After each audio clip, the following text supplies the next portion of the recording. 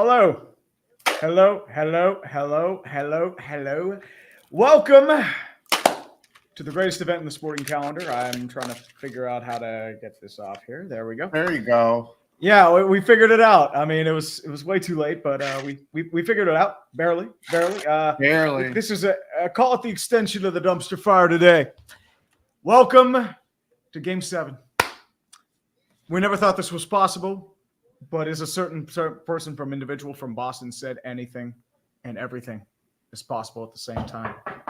Game 7. Yes. Memes will be happening regardless. Right here is my right-hand man, 5 Points Vids. He figured he'd join me today for the shenanigans. Speaking of which, I actually got a Burlington Sock Puppets hockey jersey on. I figured this would be a good time to whip it out. Way too big right now, but I think it fits. Pretty dope. For the occasion. It definitely fits.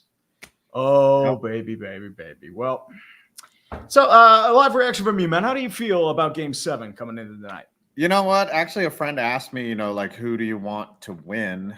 And I really have this is going to be the most neutral fucking bullshit answer. Like, I really don't have a problem with either team winning. I'm not really against either team. I will know when the game starts, like, who I'm rooting for just based on how they come out and play.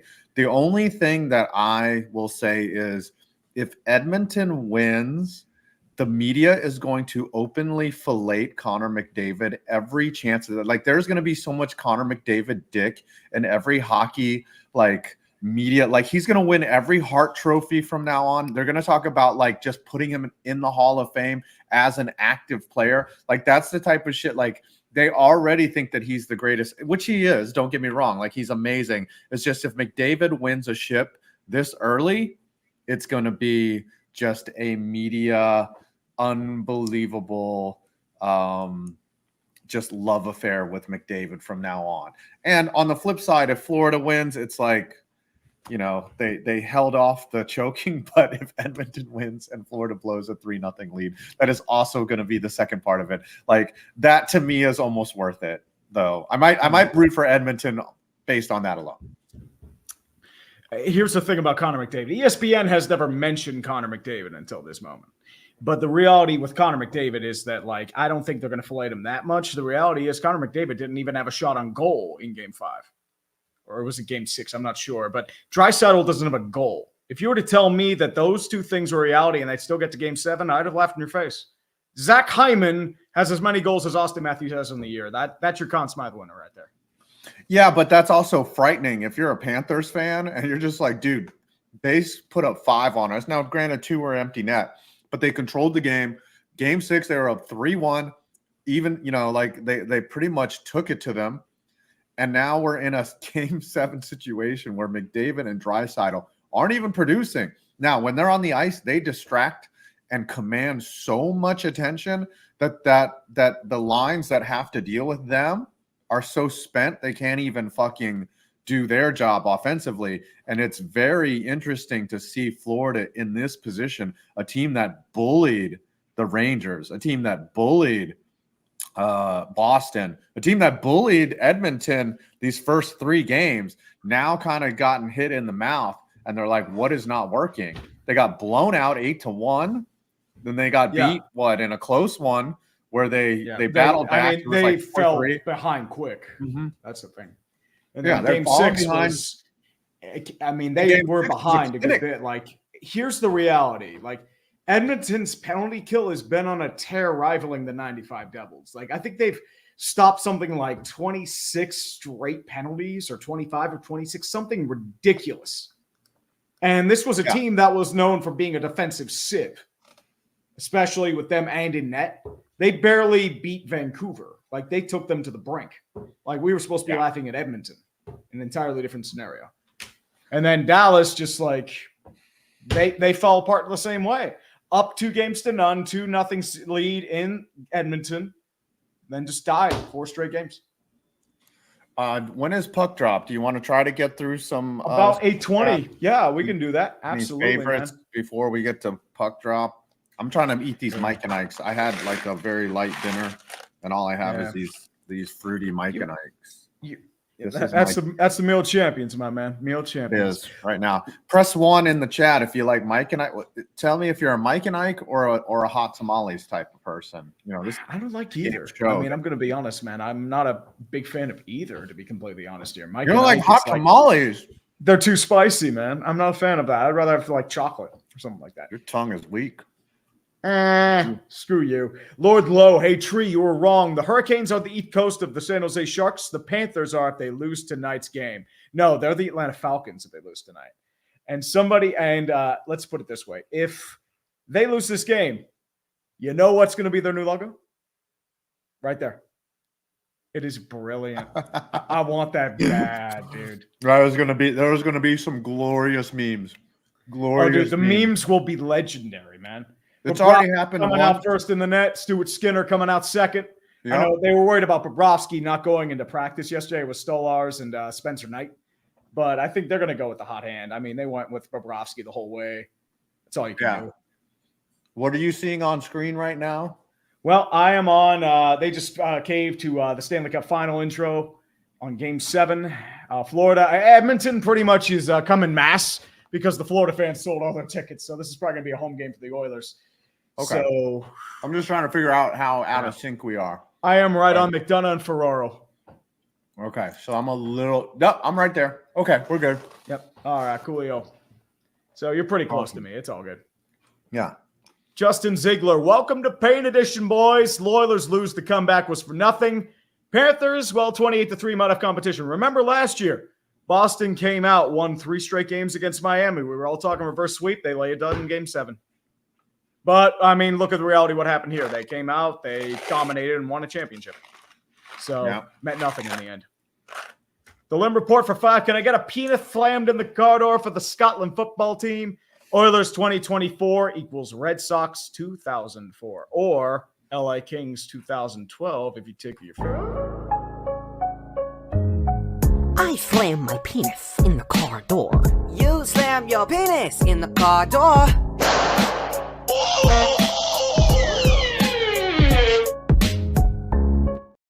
And I know a lot of you have not experienced that quote before. It's on the Dumpster Fire. It's one of our inside jokes. It's a show about nothing. It's like Seinfeld, but not funny at all. Kevin Wong for $2. Thank you, man. Appreciate you. Speaking of which, we have a random special guest in here. We have a certain Tom Grossi that has shown up. I just tuned into a cartoon slamming his penis in a car door, and I was like, "Yep, I've made it to the dumpster fire. I've navigated through, and I found the right way." Yeah, definitely, man. Welcome. I know you've sort of less gotten into hockey. I figured to give you the invite. What are your vibes going into this game? Is Kitty going to go meow or is Kitty going to croak? Listen, if Kitty didn't pull it off the other night, which they did not, I said, because I've really just been getting into hockey these past 2 years, and I've been using the playoffs to do so, and it's just been so much fun, man. It's glorious, and man. It was watching the Canucks and the Oilers play, and I was like, I caught their last game, and I was like, it felt like different hockey. Like I was watching the Rangers a lot too. Like I went to that one game and it was really good, but it just felt like a different style of hockey. Like I don't know how, again, I'm not as well versed in it, right? So like I was just technically, I was like, damn, like it just looks smooth as hell. And the Oilers won, and I was like, okay, they're gonna be tough. And then Florida came out, obviously that's multiple games later, but Florida came out and was just kicking their ass. Like Florida was looking great, but these last 3 games, they just looked gassed. Like, they just look like they don't know what's going on. And the last 2 have been real bad. I think the reality is they're in their own heads. I think that's sort of the thing because they doubt themselves. This is what happens when, you lose consecutive games in a row. It's very hard to get the momentum back. Usually, one game, okay, you can shift it back. Sure. Okay, you got blown out in game 4, fine. Game 5, you start out bad. It's like, Well, the one thing, don't beat yourself up, Tom. You don't have to know hockey to know body language, and you have read the body language correctly. The Oilers the Panthers, and I was telling Tree this, they bullied the Oilers in the first 3 games, and now they're getting pushed, they're getting shoved around, and they look kind of disinterested in that, and it's not that they're not motivated. They obviously want to win a cup, but fatigue is something you cannot hide. Getting beat up is something you cannot hide, and they've been getting their asses kicked the last 3 games, and it's going to be really interesting to see how they come out tonight. I was saying, thank God this game is in Florida. Thank God. If this was in Edmonton, it'd be a nightmare. They're still going to burn Edmonton. No. The sad reality is that a bunch of Edmonton fans have come down. This is probably going to be pure Oilers fans. SeatGeek was reselling those tickets for thousands of dollars a seat. I can't imagine. Is the flashy girl? Is she going to be there tonight? Because I don't think she is, but she has been a public figure now. They got to do the spirit bomb, baby. Spirit bomb. Who's bigger, her or Hawk Tua right now? Got to give the energy. I feel like Hawk Tua kind of took her over. Has gone across different mediums. I feel like Hawk Tua. Yeah. She's more universal. She has a more universal appeal. Hawk Tua does than Edmonton's a little more niche. Sorry, we're back to hockey real quick because the Panthers were in it last year, right? They were in the Cup last year, so there has to also be that pressure as well, right? If they lose tonight, and again, I don't know the status of contracts and players and all that, but that is oof. That's what's for you to go twice in a row. Okay, you didn't win it last year, but this is your year. And then to go off to the start that you had to the final, it gets, So a huge difference between football and hockey is there's no real, removing a football coach is a big deal, right? You've got to reinstall an offense. You've got to start with an assistant. In hockey, you can just boot the guy.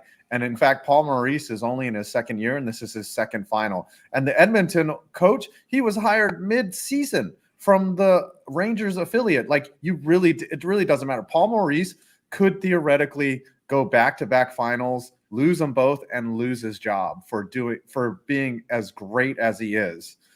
The NHL is the only sport that if you do your job exactly and you fall just a little short, you get fired for it.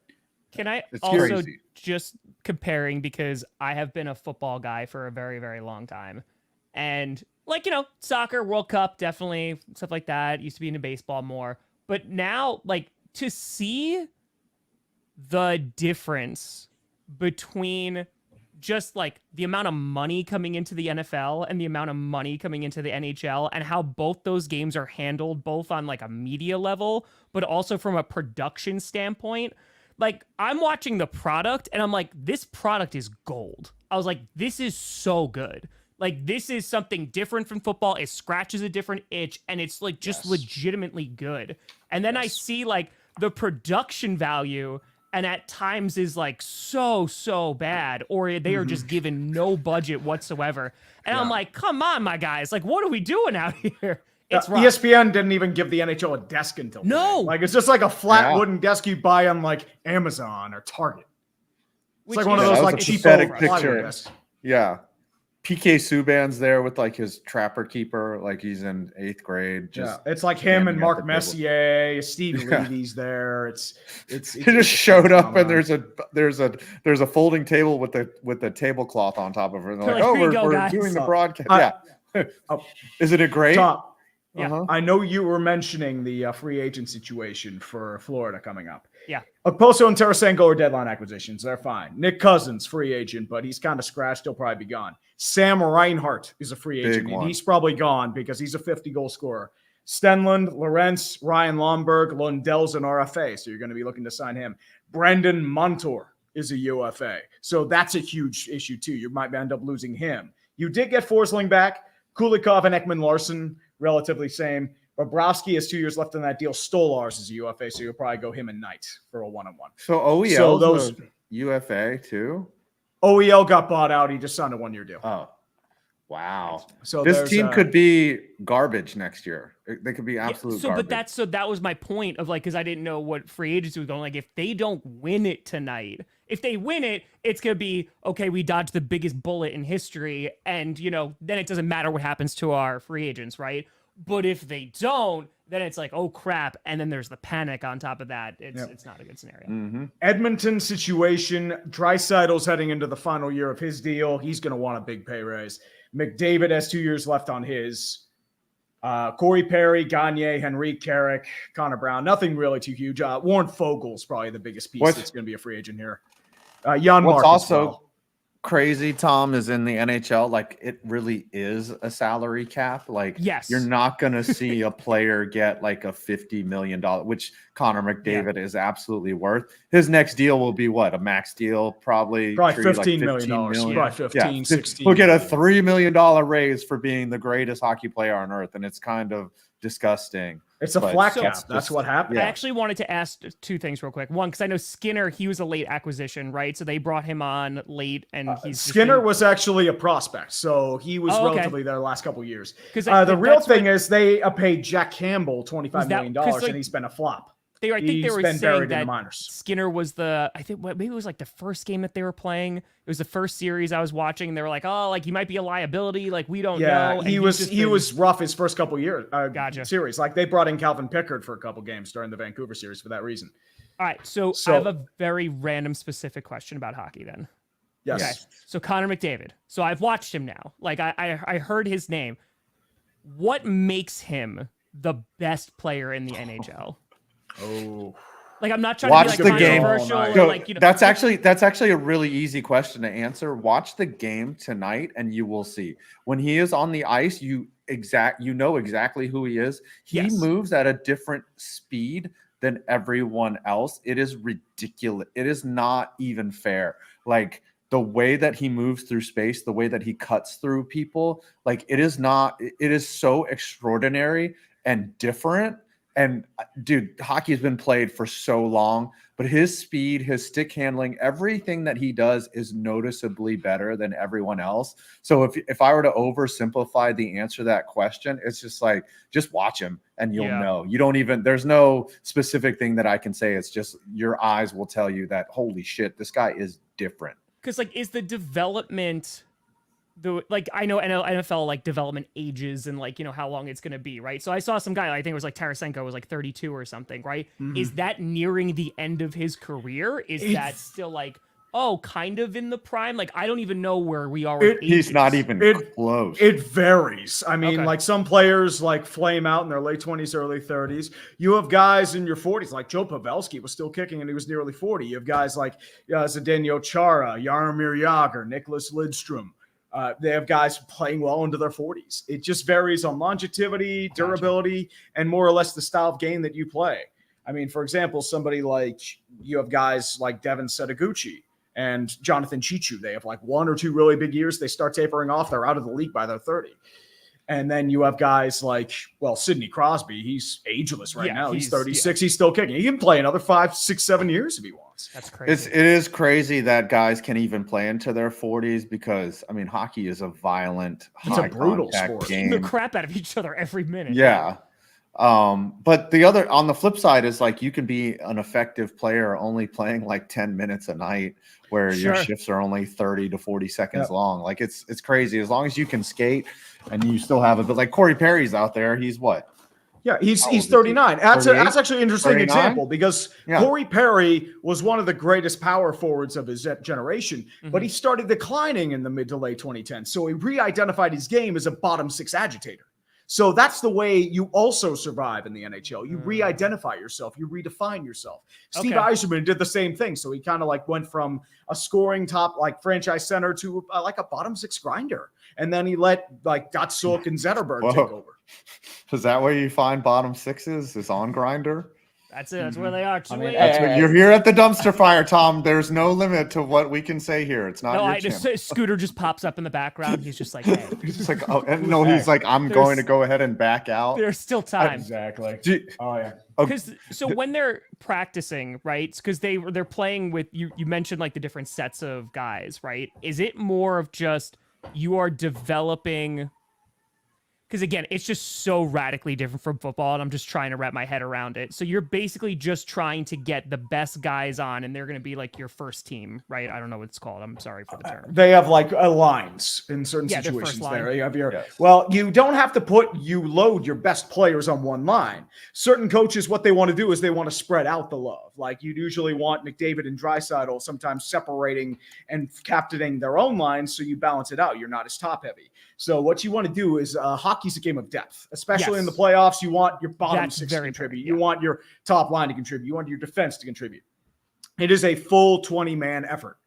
I mean, even the backup goaltender you can also have in that situation as well. But in that situation, you want to have as much balance as you can, especially on power play, penalty kill. Every player has a role to play, even if they play 5 to 10 minutes a night.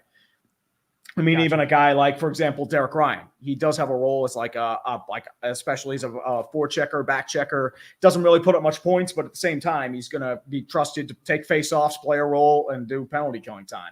Somebody like Zach Hyman, his role: get in front of the net, muck shit up, wreck the presence, score goals, score the garbage. I heard Zach has a brother named Buster. Yeah, I mean, you've said that joke about like 5 times.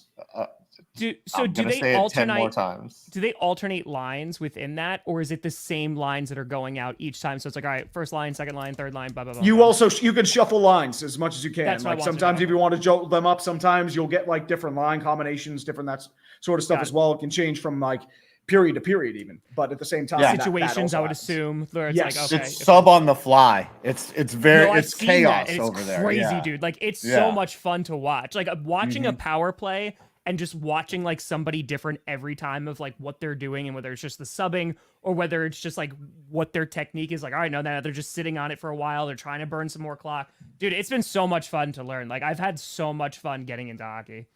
Yeah, like a lot of Europeans, they that only watch like soccer or football, you know, like they're blown away by the sub on the fly concept, that they're like, holy crap, you can just get in there and then come off when you've had enough, you know. It's really awesome.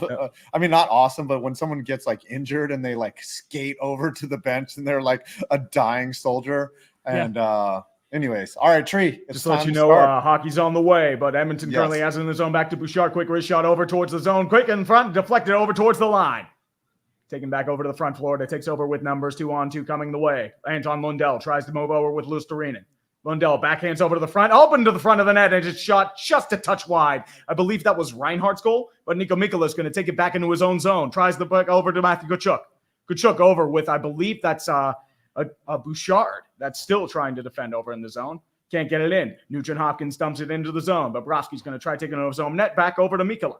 Mikkola in right-hand zone, 19:08 left in the first period. Goes over to Stenlund. Tries to get it over to a Panther. Can't get it. Misses the pass, but there's going to be no icing. Skinner will take it back in his own zone. Moves it back over to the front. Still trying to get it out of the zone there. Moves it back in. And that Forsling's going to dump it back into the zone for Darnell Nurse. He'll move it back over to his defensive partner. I believe that's Matthias Ekholm. Ekholm back in. Oh, sorry. That's Phil Broberg. That's in. My bad. I thought that was Ekholm. How do you know all these players? Well, I also have the numbers right there, and I'm just trying to more or less. It's tough to play. You got to prepare. I wasn't prepared last time. Sam Reinhardt's going to dump it into the zone. Cody Ceci checks over towards the front. Back over to Fogle. Fogle tries to take it back. Moves back into the zone. Tries to skate past towards his net. Swarmed by 2 Panthers, but gets it out of the hot kitchen. McLeod tries to take it back, but it's intercepted by the Panthers. Ekman Larson back into the zone. Crosses over to, I believe that's Kulikov. Kulikov tries to clear it into the zone, but he can't get it back. It's intercepted by the Oilers. Flips it into the zone, back over to Ekman Larson. 18-11, only 1 shot left in the first period. Tries to get it over towards, I believe, let me check. That's Kyle Poso, who's coming in for Nick Cousins today. Longtime veteran, 17 years, tries to get into the zone. Back over to Mikkola. Poso back behind his own net. Can't move it back. Still trying to scrum over towards the boards. It's taken over by Ekman Larson, dumps it back into the zone. Skinner back behind his own net, moves it back over towards the right-hand side. Oilers coming back in, 3-on-3 with numbers. Tries to take it back. Back checked by Poso, and he's going to be taken off the puck and saved by Bobrovsky, but there's going to be a penalty on the play. Oh, boy. Oh, boy. Is this going to be on Florida or Edmonton? I think this might be Edmonton because they're pointing Montour on the ground. They're checking for blood. This might be a high stick. Oh, boy. Tree, by the way, you're crushing it, my friend. Crushing it. Thank you, man. It's really good, isn't he? Oh, by the way, Warren Fogel's going to the net, so it's going to be 2 minutes for a high stick. No blood on the play. Big time for Florida. Power play has not done well. So, the Florida Tom, Panthers. this is a crazy rule. In hockey, if you get hit in the face by a stick, like if someone lifts up their stick, if you bleed, it doubles the amount of penalty time. So, I'm getting blood capsules in my mouth and biting on them. And you also have to consider, too, if you score from 4 minutes to 2 minutes, the penalty does not end. It automatically goes to 2 minutes, and you start another power play. Yep. So we have a 2-minute power play coming up. Henry going into the circle against, that's Derek Ryan into the circle against Sasha Barkov, the captain, hoping to lift the cup. Back into the zone, face off dunks, and it's going to be deflected back, and we're going to have to do it again. By the way, dinner. Russell Wilson. I appreciate you guys. I'm going to go eat food. I appreciate you. Okay. I'll try to tune in a little bit. Do what you got to do, man. Yes. Love you, Tom. Do what you got to do, brother. Kids. Edmonton's going to clear back into the zone. Can't get it out over to Ekman Larson. Ekman Larson moves it back to Reinhardt. Quick shot, and it's blocked off by Stuart Skinner, who's going to hold it with 1:48 left in the power play. Russell Wilson asked when he's getting his shirt, by the way. Well, you're getting your shirt eventually, man. I got to sweat like crazy. I'll get some interval runs in for you, man. You got to ask Russell if he's going to autograph your shirt. Mm-hmm. And they're showing Paul Maurice as a 4-0 career record in Game 7s. It's going to be Reinhardt against Ryan again. Back into the faceoff. Quickly dumps it into the zone. Tries to clear. Does get past the blue line. And now with numbers, here comes Nugent Hopkins. Nugent Hopkins tries to get past one defender. Doesn't get back. It's going to be taken by Tarasenko at the last moment. Moves back to Reinhardt with speed towards the blue line. Tries to get it over towards, I believe that's Matthew Tkachuk. He can't get it back there. Edmonton's going to try to clear. Moves it back to Nugent Hopkins. He flips it back harmlessly, and he will clear. 1:25 left in the power play. 17 minutes left in the first period. Ekman Larson back in his own zone. Moves it back behind. Takes it to Tarasenko. Tarasenko back to Sasha Barkov. Sasha with speed across the red line. Back to the blue line. Back to Tarasenko. Back to Barkov. Barkov on the left-hand side. Tries to get it back, but deflected by an Oiler. Back over to Ekman Larson. Over to Tarasenko. Tarasenko across the way to Barkov. Back at the point to Ekman Larson. Back to Barkov. Still waiting. Holding. Back. Tries to deflect it. Tkachuk can't get it. Shoots it wide. And Edmonton will harmlessly clear it back to the background. And it looks like it's going to be an Oiler back there towards to get it. I believe that is Matthias Janmark. Who's going to get it back, but he's going to take it back with a nice hip check there.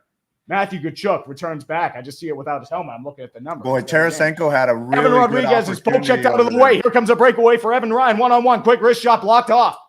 Back by Montour. Rodriguez is going to get it back again. 30 seconds left in the power play. Edmonton is clamping. Sam Bennett dumps it back into the zone for the chase. Flips into the zone. Back over to Lundell. Lundell gets it back. It's going to be deflected by the Oilers. Can't get it in time, and the Oilers will clear again. 20 seconds left in the penalty. As Bobrovsky holds it for Montour with a quick long pass over to Bennett. Back towards the blue line with Nevers. Speed towards Verhaeghe. Verhaeghe moves back behind his own net. Tries to backhand it in. Can't get it wide. Bouchard moves it back in over to McLeod. Can't get it back. Lundell fighting. Back over to Verhaeghe. Verhaeghe moves it back towards the far side. Still skating. Nugent Hopkins on his tail. Moves it back behind his own line. Tries to flip it backhand. Goes over to Stenlund. Goes to Reina. Quick backhand shot. Scores! On the deflection, Carter Verhaeghe, who has struggled all series long for the past 4 times with an amazing deflection, gets it past Stuart Skinner. It's 1-0 Florida. What a deflection. Woo! And that is the salvo that Florida has desperately needed. First blood has been shot. And that was just a quick flick of the wrist, I believe. And then just Verhaeghe right in front, nobody defending him, just deflects him. Stuart Skinner can do nothing about it. Rodriguez just, I mean, they almost rehearsed that play through the 5-hole too. Whew. 5, you're muted.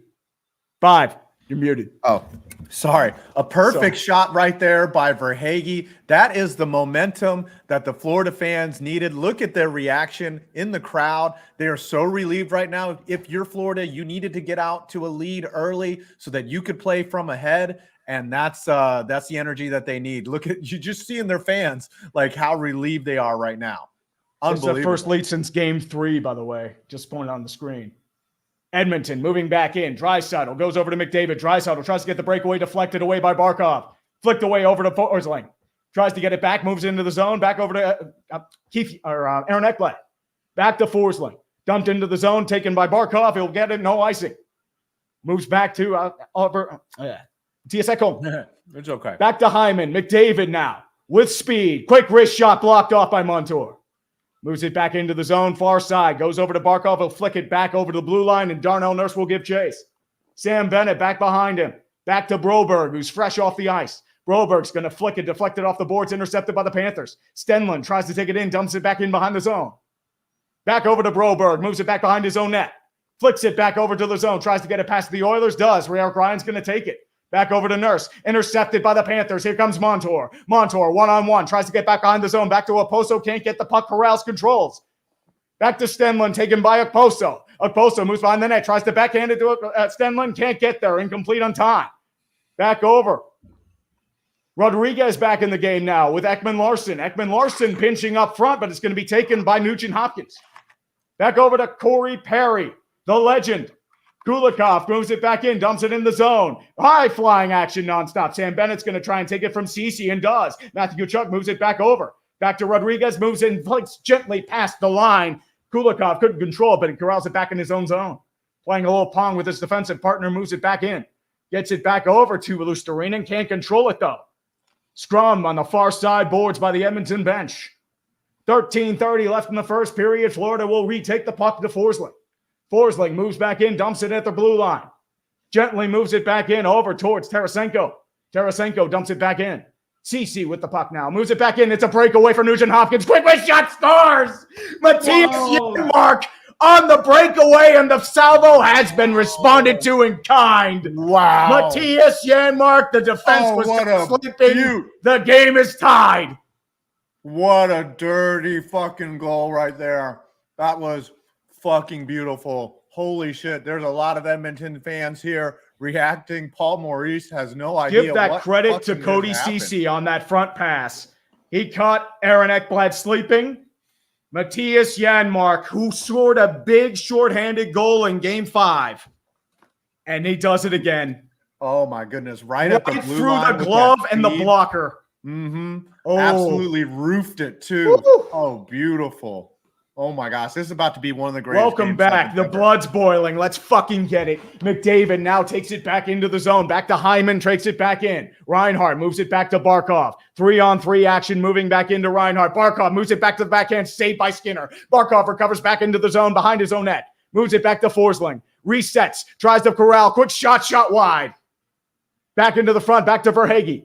Verhaeghe tries to move it back. Barkov gets it back into his own zone. Back to Reinhart. Reinhart with action against Bouchard. Tries to move it back in with a scrum. Reinhart will take it back. Moves it back to the point. Forsling goes to the shot. Quick wrist shot back in front. Blocked in front.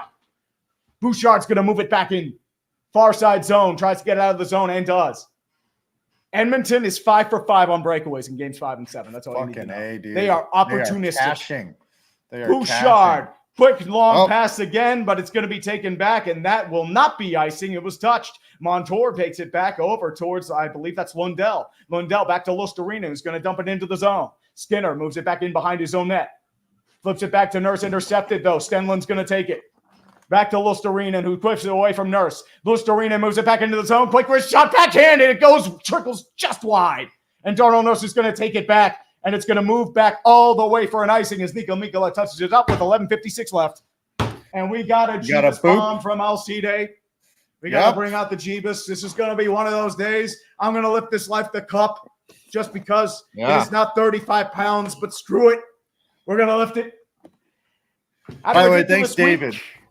I remember the guy. So I said that I got a Portland scarf. The guy, David, gave it to us. He commented on my MLS video today.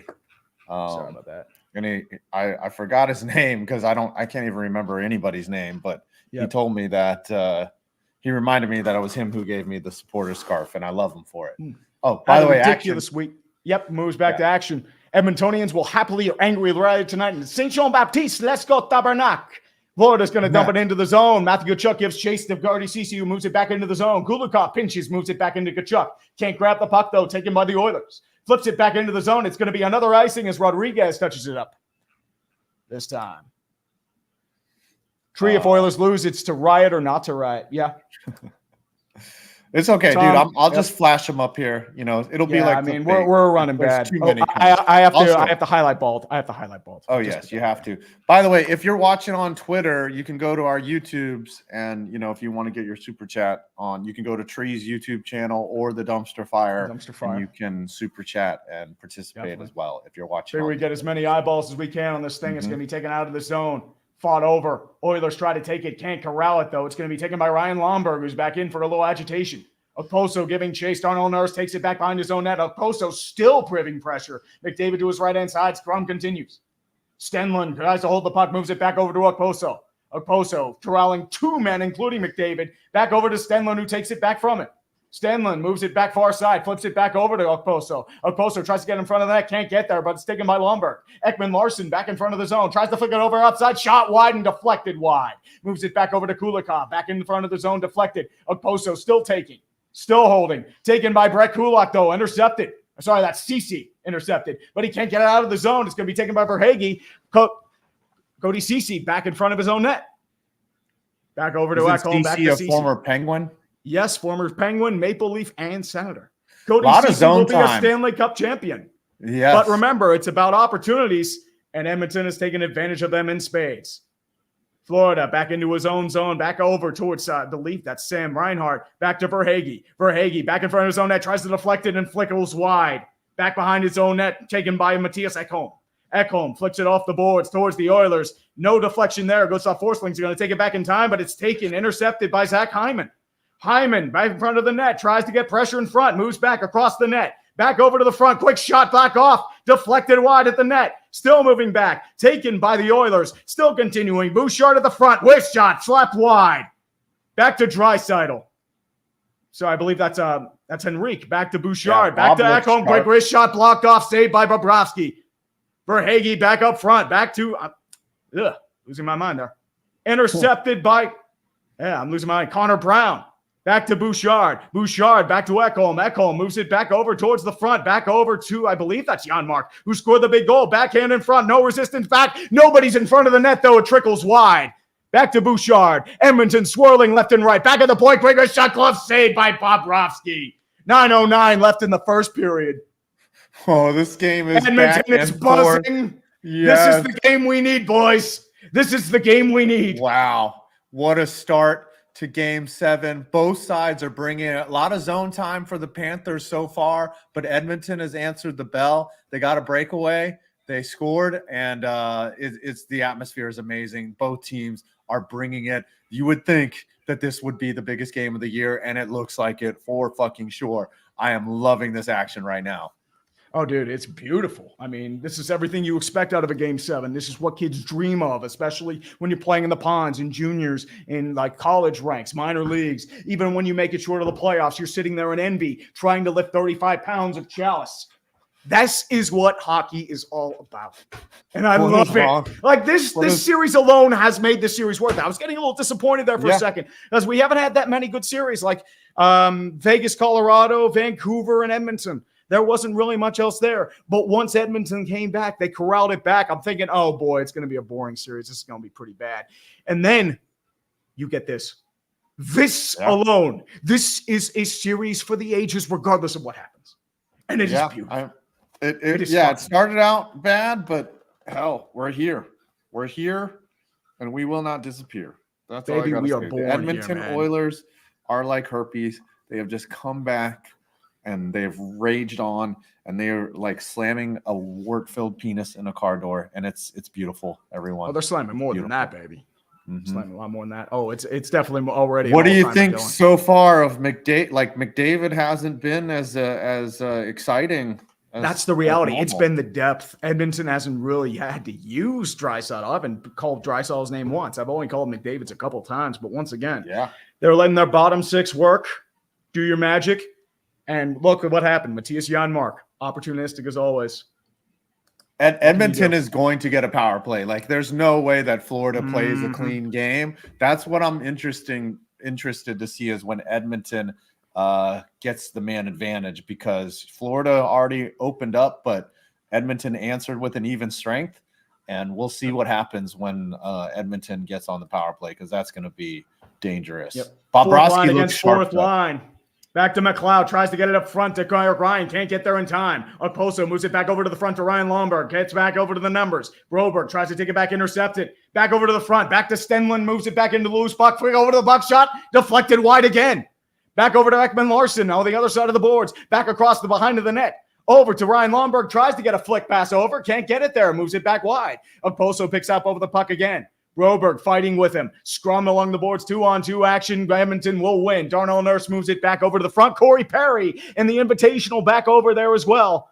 It's going to be taken by Ryan McLeod. Resets behind his own net, 8:25 left in the first period and ticking. You're going to need to update that scoreboard buzzer, by the way, man. It's still shit. Yeah, I'm not even. We forgot about that. It's all good, man. And the Seattle Fox had literally just mentioned it. It's all good, man. It's all like busy and bonkers right now. First line out. Here comes McDavid. And it's going to be offsides, unfortunately. So we're still going to have to do it again. Ooh, baby. Ooh, baby. Here, I'll do this one. Update the scoreboard. Ooh, Tucker White 94. Are any former Leafs in this game? Oh, yeah. Cody Ceci, Zach Hyman. They are the big ones. Wow. Zach Hyman, if Zach Hyman wins, and technically Jack Campbell. He won't be on the cup, but Jack Campbell is a member of this team. He's probably on the taxi squad. So, yes, you have at least 3. Maybe more. I don't think Corey Perry was actually a Leaf. He was a Canadian. Flick back over to the zone, moves back over. Leon Draisaitl working his horse for the first time against the fourth line. Back over towards, I believe that's Cody Ceci. Back over to the front. Back over towards Fogle. Intercepted at the front. Kachuk can't corral it, though. Edmonton will take it back at the red line. Ceci dumps it back into the zone, giving chase. Back over to Rodriguez. Montour back behind his own net. Kachuk will reset near side towards Bobrovsky. And he'll reset with 7:30 left in the first period. What I need to do, I need to move the score bug to the top because the Supers. Yeah, the Supers will get it. That's a smart idea. Okay. I mean, we didn't think of that. That's my bad, dude. Mikola's going to hold back in his own zone, flicks it back far side, gets it back towards the front. Barkov tries to give chase, won't win it, though. Bouchard will take it back in his own zone. Verhaeghe tries to deflect, can't get it there, flicks it back towards the pass. Scrum in front of the boards, back over to Barkov. Barkov back over to Nugent Hopkins. Still rolling. Tries to get it front, intercepted by Hyman. Hyman will take it back out of the hot kitchen. Here come the Oilers. Back to Connor McDavid now. McDavid back over to Matthias Ekholm. Back over to Bouchard. Quick wrist shot, slap shot, deflect wide. Still going. Back to Hyman. McDavid back in his own zone, giving pressure. Back to Bouchard at the blue line. Back over to McDavid. McDavid skates across the blue line from right to right. Quick wrist shot. He loses his stick. And the Panthers will fortunately recover, so they won't lose much. Sam Reinhart giving a fight with Evan Bouchard. Still rolling. Deflecting back in his own zone. Verhaeghe giving chase. Now it's a scrum along the boards with him and Nugent Hopkins. Reinhart giving chase as well as Lundell. Bouchard in there as well. 6:20 left in the first period. Still rolling and still kicking the puck. Still playing like hot potato. Oilers will win it, but the Panthers giving chase. Kulikov going to recover and pinch in his own zone. Kulikov behind his own net, still rolling. Back over to Lundell. Lundell rolling from back behind his own net, still rolling. Back over to Tarasenko. Tarasenko tries to roll it back, can't get it in there. Here comes Ekman Larson, moves back into the pinch. Tries to get it back behind his own net, can't get there. And Matthias Ekholm will get out of his zone. Barely out of his own zone. Nugent Hopkins takes the puck, he'll dump it into the zone. And it's out of play. They're looking for a delay of game penalty, but it might have been deflected. Tree could be an auctioneer. I mean, it's tough to do hockey, man. It's tough to auction. You just got to keep going. Actually hit the pipe. That Bouchard shot hit the pipe. Oh. Imagine you're on a date and she's like, what do you do for a living? And you're like, I'm an auctioneer. And she's like, well, prove it. And he's like, are we going to go home tonight? Are we going to go home tonight? Could the waiter bring me the check? Could the waiter bring me the check? Yeah, sure. Exactly, man. I'm going to grab a drink real quick. I'll be back. All right. My voice is getting close. Oh, I get to interview the chair. You I'll put a mic and I in my face. All right.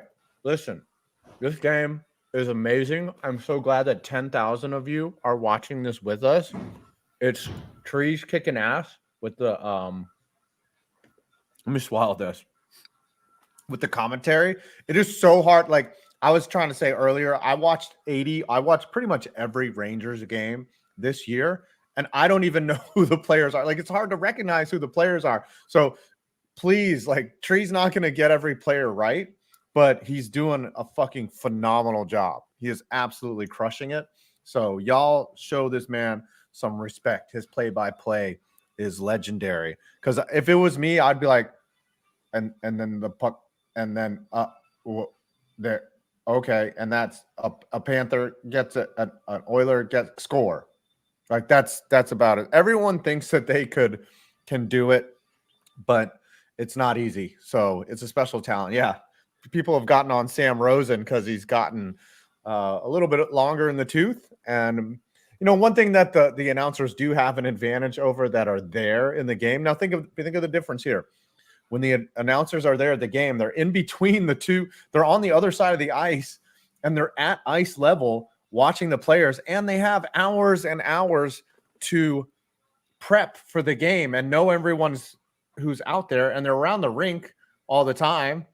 So they have a huge advantage. Tree is just a fucking YouTuber in his basement who also makes football videos and also makes baseball videos and follows every fucking sport on earth.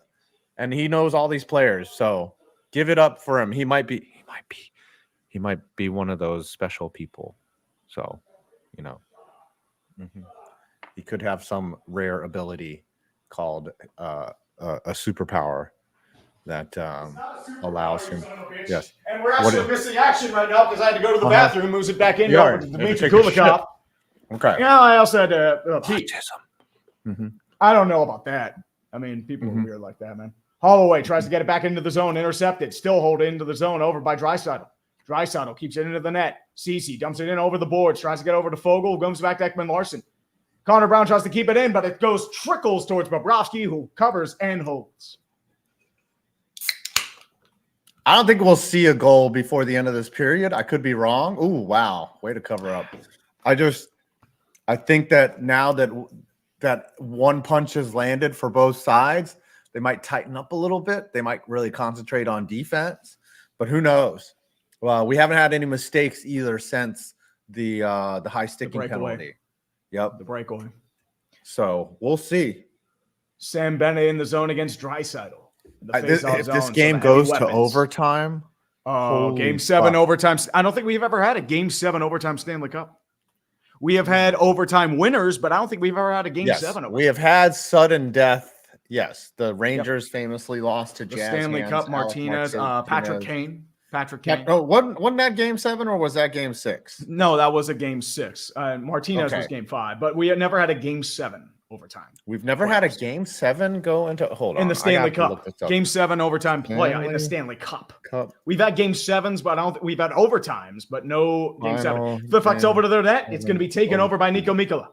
Flips it into the zone, gets it out of danger, but it's going to take a trickle bounce over to Matthew Tkachuk.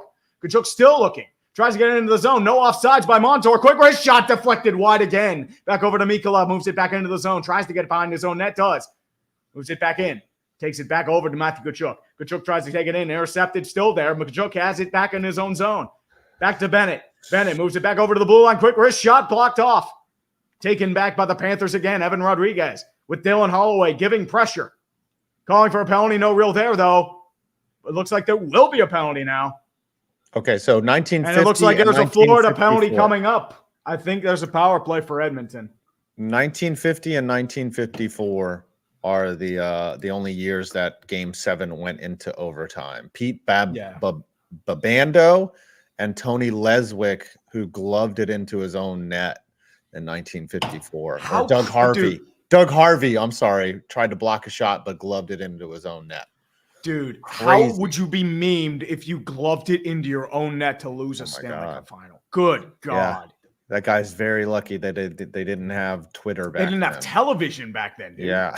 they had radio broadcasts. You had to go to the games. Like, they probably had little, like, montages, like in movie You say this waifu taker, but no, you want to win. You don't want to just get there. No, you're here. You make it count. Yeah. You make it count. Mm-hmm. All right. You never know when you're going to get these chances again. Yeah. Thank you, Travis. You got to love Tree's call of the game. Mm-hmm. Thank you, man. I appreciate you. I feel like I jarble way too much, though, but it's just. You jarble because you have too much bullshit. Too much cock. Too much hawk tua. Too much hawk tua. That's right. I was going to say that, but then I felt Tom Grossi's presence, and then he was We're not on Tom Grossi's channel. I know. We ain't on Tom Grossi's channel, dude. He's like, don't make that joke. And I was like, whatever. You garble too much because you have too much cock in your mouth. That's what I was going to say. All right? This is our channel. We can do what we want. It's our channel. It's my channel. It's your channel on Twitter, too. We have 11,000 people watching this absolute literal dumpster fire of a Stanley Cup 7. And also, I did want to mention as well, if you haven't been paying attention, Boston likes to sneak in big news during major events. They fire Claude Julien during the Patriots Super Bowl parade. Now they announced Linus Ullmark is going to Ottawa for a 25th overall first-round pick that was once theirs. Jonas Korpisalo at 25% retained, and Mark Kastelik. So bad times in Boston. Net, right? Well, the two-headed monster's gone. Remember, they tried to trade Ullmark at the deadline last year. Or in March, I should say. They wanted one goaltender to be their guy, huh? Seems that way. Well, that's why they brought in Korpisalo. That's too. They thought Ullmark would have been it, but now it's deflected into the Edmonton zone once again. And it's going to go gently to Stuart Skinner, but he'll let it pass for icing as Broberg touches the puck. Here, by the way, to go. Tree needs to change his name to Mike Lang Jr. I don't know. I'm not Mike Lang Jr. I don't have any catchphrases. I could not hold a candle to Mike Lang Jr. What would your catchphrase be? He teabags him. That ball had a family. Maybe. Florida wins the faceoff. Brendan Montour is going to skate it out of his own zone and just flicks it back over to Ekholm. Whatever you do, you're probably better than that. But here's Lomberg. Lomberg, quick wrist shot, loaded off by Stuart Skinner. Sorry, I'd have to get this out right now. But I mean, the Ace girl, she's had some decent calls, but she's getting better. But she's had some bad calls. Forsling, quick wrist shot saved off by Skinner. Nice shot on that. Nugent Hopkins still in his own zone will flick it back off to Luke's one defender, but it's going to be taken by the Panthers and Sasha Barkov. Tries to flick it into the zone net, misses the puck, but Forsling will recover back behind him and dumps it into the zone. Ekblad back in, moves it over to Verhaeghe, misses the pass. Actually, Barkov missed it too. Bouchard's going to try and take it out. Does not, though. It's going to be taken by the Panthers. Forsling tries to hold it into the zone. Bouchard keeps it back in. McDavid moves it back over towards Zach Hyman, who breaks it out of the zone with speed. Back past the blue line with three defenders on his tail. Still moving in. Tries to get it back, but can't control the puck. It's taken back by the Panthers. Panthers now with numbers. Verhaeghe's going to dump it back into the zone with a line change coming up. Back over towards Brett Kulak. Taken back over to Tarasenko, moves it back into his own zone. Takes it back in, dumps it in. It's going to be taken by Cody Ceci. Taken back in. Lundell giving chase, charges towards. Back over to Luostarinen, who's going to be taken over. Pressure given battle by Kulak. Back over to Ceci. Ceci dumps it back in. Here's Luostarinen. Quick wrist shot by Kulikov. Shot wide. Kulikov's going to get his own rebound, though. Dumps it back into Tarasenko. Tries to get under the puck. It's blocked off. Flicks up towards the net. Goes over towards Ekman-Larsson. Ekman-Larsson gives chase, picked off by several Oilers, but it's going to be taken back by Luostarinen, pinching on his own net. Luostarinen's still pinching, but it's going to be taken by, I believe that's Henrique, who's going to dump it into the zone. Adam Henrique. Kulikov's going to, Adam Henrique. Ekman-Larsson back into the zone, flicks it back in. Sam Bennett deflects the puck, can't control it though, dumped in. Philip Broberg's going to take it back behind his own net, flicks it back over to Draisaitl. Draisaitl moves it back to Fogle. Fogle with speed, tries to get it to Kane, can't get there though. Intercepted by the Panthers. Rodriguez gets it back in, moves it back towards the blue line, jukes past one defender, flicks it back into the zone. Back behind his own net is Tkachuk. Tkachuk tries to take it, but McLeod takes it, intercepted by the Oilers though. Taken by Tkachuk, wide open net, and it's shot and deflected high and out of play. Tkachuk with a golden opportunity, but Skinner gave him no breathing room whatsoever. So he was right there on the doorstep. A lot of zone time for Florida and a lot of uninterrupted play right there. It was about 5 minutes without a whistle. He just missed the net, but just out of play. He tried to be too fine. But Skinner didn't give him much. Boy, there was a shot earlier. Somebody shot at 97 fucking miles an hour. Probably they're firing. They've got some piss missiles. Panthers win the faceoff back to Verhaeghe. Shot blocked off. Back over to Verhaeghe. Verhaeghe moves it back into the zone, deflects in front. Can't get there, though. Corralled in front. Barkov tries to control it and does. Back over to Brennan. Reinhart flicks it back over to blocked off by Bouchard. Barkov tries to get it behind his own net, intercepted, but he's going to be trying to get it. Can he get there, though? No, Nugent Hopkins will. It's going to be taken behind his own net by Verhaeghe. Verhaeghe's still waiting. Back behind the office. Moves it back in front. Tries to deflect in front. Moves back over. Shot wide. Verhaeghe's going to grab it again. Weird camera angle by ESPN. I can't control it. Ekblad tries to dump it into the zone.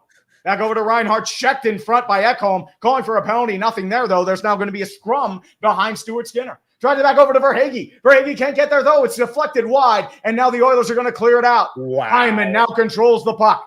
Back over to Ekblad, who takes it back out. Still controlled by the Oilers, who dump it back into the zone. Forsling recovers. Back in his own front, dumps it into the zone. Reinhart back checked into the boards, but he clears it towards Skinner.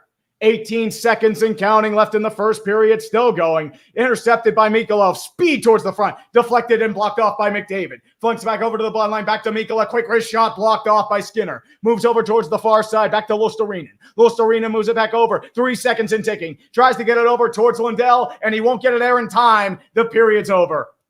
Wow. The shot was over before the period's ended, and the game is tied at 1 in the first intermission. You're exactly 8 seconds ahead of me. That was a good period. Good. Now, I got to ask you a question. If you are,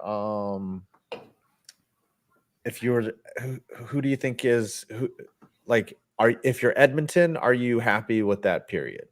That's the I'd question. say so because you're tied. You're on the road. You're tied. That's all that matters. If you're Florida, are you happy with that period? You drew first blood. You made one mistake.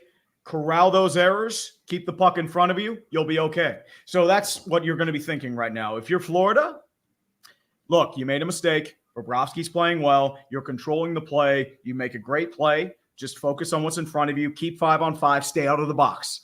If you're Edmonton, be opportunistic. You know this team is capable of making mistakes. You're really good on the breakaway. Bobrovsky can't control it. Stretch the field. Don't worry about turnovers. We'll corral the puck. We're really good on the penalty kill. Be opportunistic. That's my key for both of those teams. All right. Good. Yeah, I mean, just a great first period. And I'm excited to see what we have now. We can kind of cool and catch our breath. Ooh. And, see what we got going on. Yeah, buddy. I don't really have anything great to say. I mean, dude, we're just sitting here enjoying the moment. That's all you can do, man. Ooh, if Florida loses half of New Jersey, we'll laugh in unison as well. New York got some sick images of the New York skyline as well. Ooh. Mm-hmm. Ooh, can Royce Lewis play center for the Wild? Home runs translate to hockey goals, right? I mean, you wish, but unfortunately, no. Ice skating is an entirely different beast than baseball. All right. Mm-hmm. Yes. Ooh, a Penguins player is going to lift the cup, and his name is Evan Rodriguez. Ooh. Very hey, true. I got to jump out for just a quick second. I need to review this video real quick. Can you carry the show for a Absolutely. Do what you got to do, brother. Do what you got to do. Well, now you get to see my incredibly – I mean, you get to see my incredibly ugly mug. You see my I was just kidding. I don't really have to jump. You would do that, you crazy son of a bitch. Came for Grossi, stayed for Tree. Definitely. Thanks, Midnight Rose. I appreciate you. Logan Schmidt, a Tree. If the Panthers lose this thing, you better dub them the Falcons of the NHL because McDavid is Brady in that situation. No. We're already ready for that, my friend. We are ready. This will be their new logo if they lose. We are ready, my friends. We are ready. Don't even consider it, man. Like we're going to go ham. And these will be the memes of memes. We will feast for an eternity if that happens, and I will love every single second of it. Game show gumbo. I'm pulling for Edmonton because there's nothing more majestic than a reverse sweep and seeing a legacy of failure solidified in such painful fashion. I have an idea for this one, so I'm going to let this play out. We'll see how it goes. But if Florida loses, they should contract immediately. That's all I'm going to say. Who riots at Edmonton wins? Calgary, Vancouver, or Toronto? Calgary. Calgary riots. And Edmonton. I think all of Alberta just burns to the ground and they become one gigantic tar sand that just catches on fire. I think that's what's going to happen. I think that is all that's going to happen, if I'm going to be completely honest with you. Oh, Duck and Illogical say hi. Hey guys, how you doing? Cheers. Lots of craziness going on left and right. Oh, Mets and Pirates. Pirates won 1 out of 2, and the Mets are actually on a bit of a roll as of late. Ever since Grimace got that that first pitch, he's been good. Just saying. Ooh, Justin Ziegler, can you put the Allmark trade in terms of football? Pretty much anyone you can get rid of, like probably Jalen Ramsey to the Rams. Just get rid of pieces. That's really all you can really say that's about. I mean, the only thing that's not making it up, I mean, Corpusalo was fucking awful last year. Korpisalo was a bad fit in Ottawa, but you didn't even retain 50%. And the first round pick was yours. Like, do you really think the trade that's going to move the needle is Mark Kastelik? Like, he's a bottom 6 forward. Mark Kastelik ain't going to be the one that does it, man. In Red Lamp District, win or lose, I feel the Panthers deserve a legacy of failure video. For once, you can conclude a legacy if they win. We'll see. I have some plans in the piece. Captain Fierce for 2. How bad are my Blue Jackets? I know already.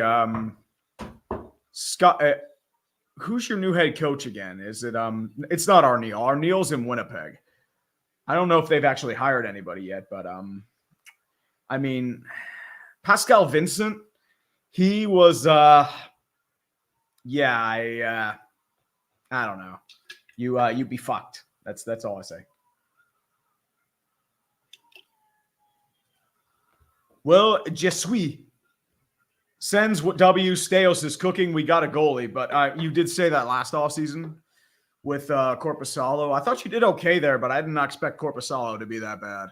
That was pretty bad. Came for Tom, came for Tree. I have some problems. Yeah, you better get that check, buddy. That's all I'm gonna say. Shadow Fox Tree, don't do that to me. Not the Falcons logo. Oh no. The Falcons logo is definitely aware if they do lose this game. We are ready. Mr. Waifu Taker for 5 Canadian. I know not that many chances. I just didn't want to be cocky. Me and my IRL best friend reconnected over the Oilers since last year. Yeah. I mean, they've earned it. I mean, they've been the best team in hockey since that firing. I mean, I remember laughing at them in November because they were a mess. Like, they looked like shit. Rule of hockey, when in doubt, fire your coach. That's why half the coaches got fired last year. Pens won it twice by firing their coach midseason. That's all I'm going to say. Blues did it too. Just saying. Golden Knights fired their coach in the offseason. Look what happened. They won a cup. You get to raise Stanley. And Daniel Morales, Tigers suck. That is all. Tigers are okay. Better than the White Sox. Katie to the Nova. If Florida Panthers wins, Florida Panthers, how to save a franchise. So I said, I think it'll be congrats Panthers either way. I just got to see how Game 7 plays out. Justin Ziegler, is that Coke spiced? No, it's not spiced. It's a cherry. But I'm not a fan of spiced Coke. It's I tried the zero sugar spiced. The raspberry just doesn't do it for me. It's just it's not there. So I'm not crazy about it. Just keep moving on if you see it. If you want to try it once, maybe it's okay, but it's just it's not that good. Yeah, for Republic, the memes will be glorious either way. The Seams, I want the Oilers win so we get a 7-minute video of Tree laughing. Oh, there will be laughing. There will be laughing and begging to contract my penis. And Dumb Gamers 22, hey, Tree, can I get a slam to my penis in the car door? Actually, you know what? Yes, I can. I slam my penis in the car door. You slam your penis in the car door.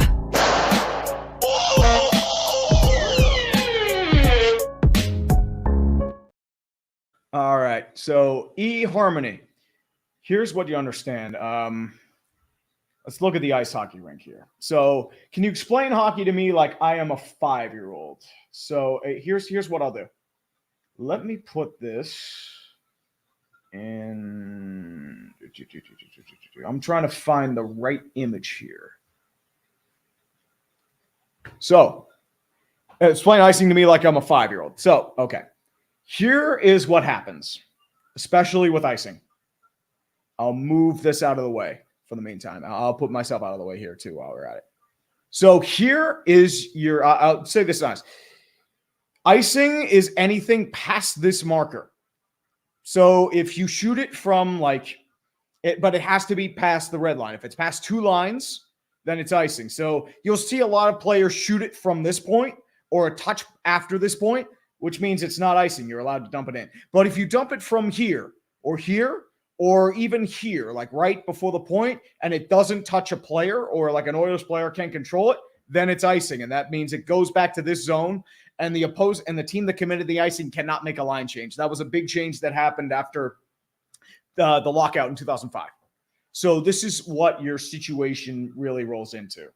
So anything, so easiest way to do it, if it's before the red line, icing, unless it's near a player.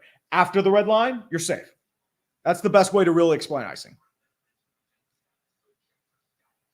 So we'll do this again. And cool. So I hope that explained it to you properly, Harmony. That's my quick 5-minute lesson on it, I guess. Carolina Blood, who are you pulling for? The memes. I'm pulling for the memes. Oh, Justin Ziegler, what teams are screwed next year if they don't win a Super Bowl and make the playoffs? I'm talking about 2020 Saints losing and now offseason screwed. Ooh. Potentially Dolphins, potentially Bills. 49ers would be an interesting one too, because they're going to have to pay Brock Purdy and they're going to lose a lot of pieces. So there's going to be an issue there as well. So it's do or die for San Fran. It's do or die for Dallas too. Because with Dallas, with Dak on the free agent market, as well as CD and Micah Parsons, they're in trouble. Champ for 5. When will they see a return of the Melonheads?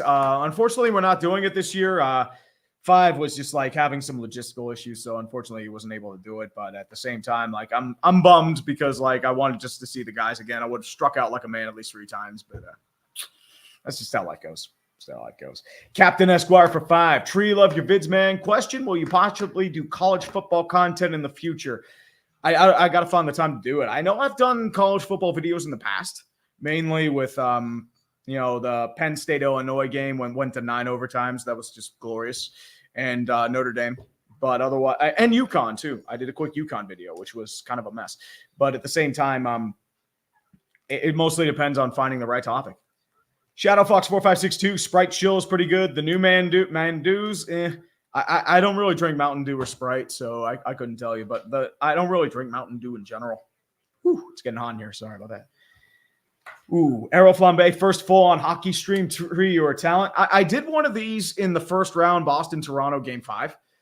I wanted to do more of them, but the problem was I didn't feel anything compelling. I almost did Rangers-Florida for a Game 7, but it didn't pan out that way. But I appreciate you, Aero Flambe. The One Ring 209. Also, I showed your Viking failure video to my 78-year-old grandpa. He went to all 4 Super Bowls. They lost. He threw up from laughing so hard. Yeah. Oof. What's up, brother? I'm back. Not much, man. How was your video check, sir? It's good. It's good. I'm uploading right now. Sorry. It's all good, man. Do what you got to do. Do what you got to do. Do what you got to do. Oops, sorry. Sorry. Anyways.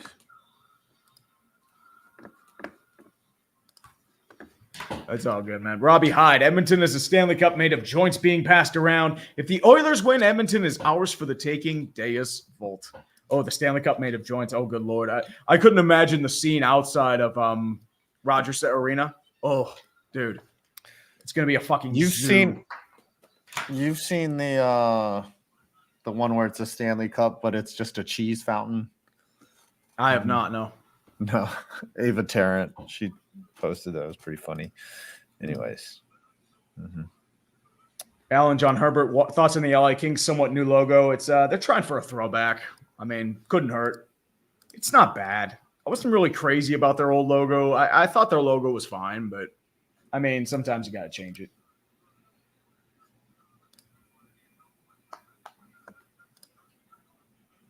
Definitely. Dennis Taiwo, thank you, man. I appreciate you. VLR Gospel for 20. Thanks for making a stream to follow the game. ABC and ESPN, I'm having problems actually watching the game. You're doing great on commentary and rules explanation. Oh, I didn't know that. I know like some like ABC, ESPN, like it's certain things like with cable providers too, I think, but you should be okay there. You're doing great on commentary and rules explanation. I hope this game remains fantastic. I hope so too. I legitimately hope so too. Zachary Hayne, play-by-play is an underrated gig. It's definitely harder than it looks. Oh, dude, it's not easy.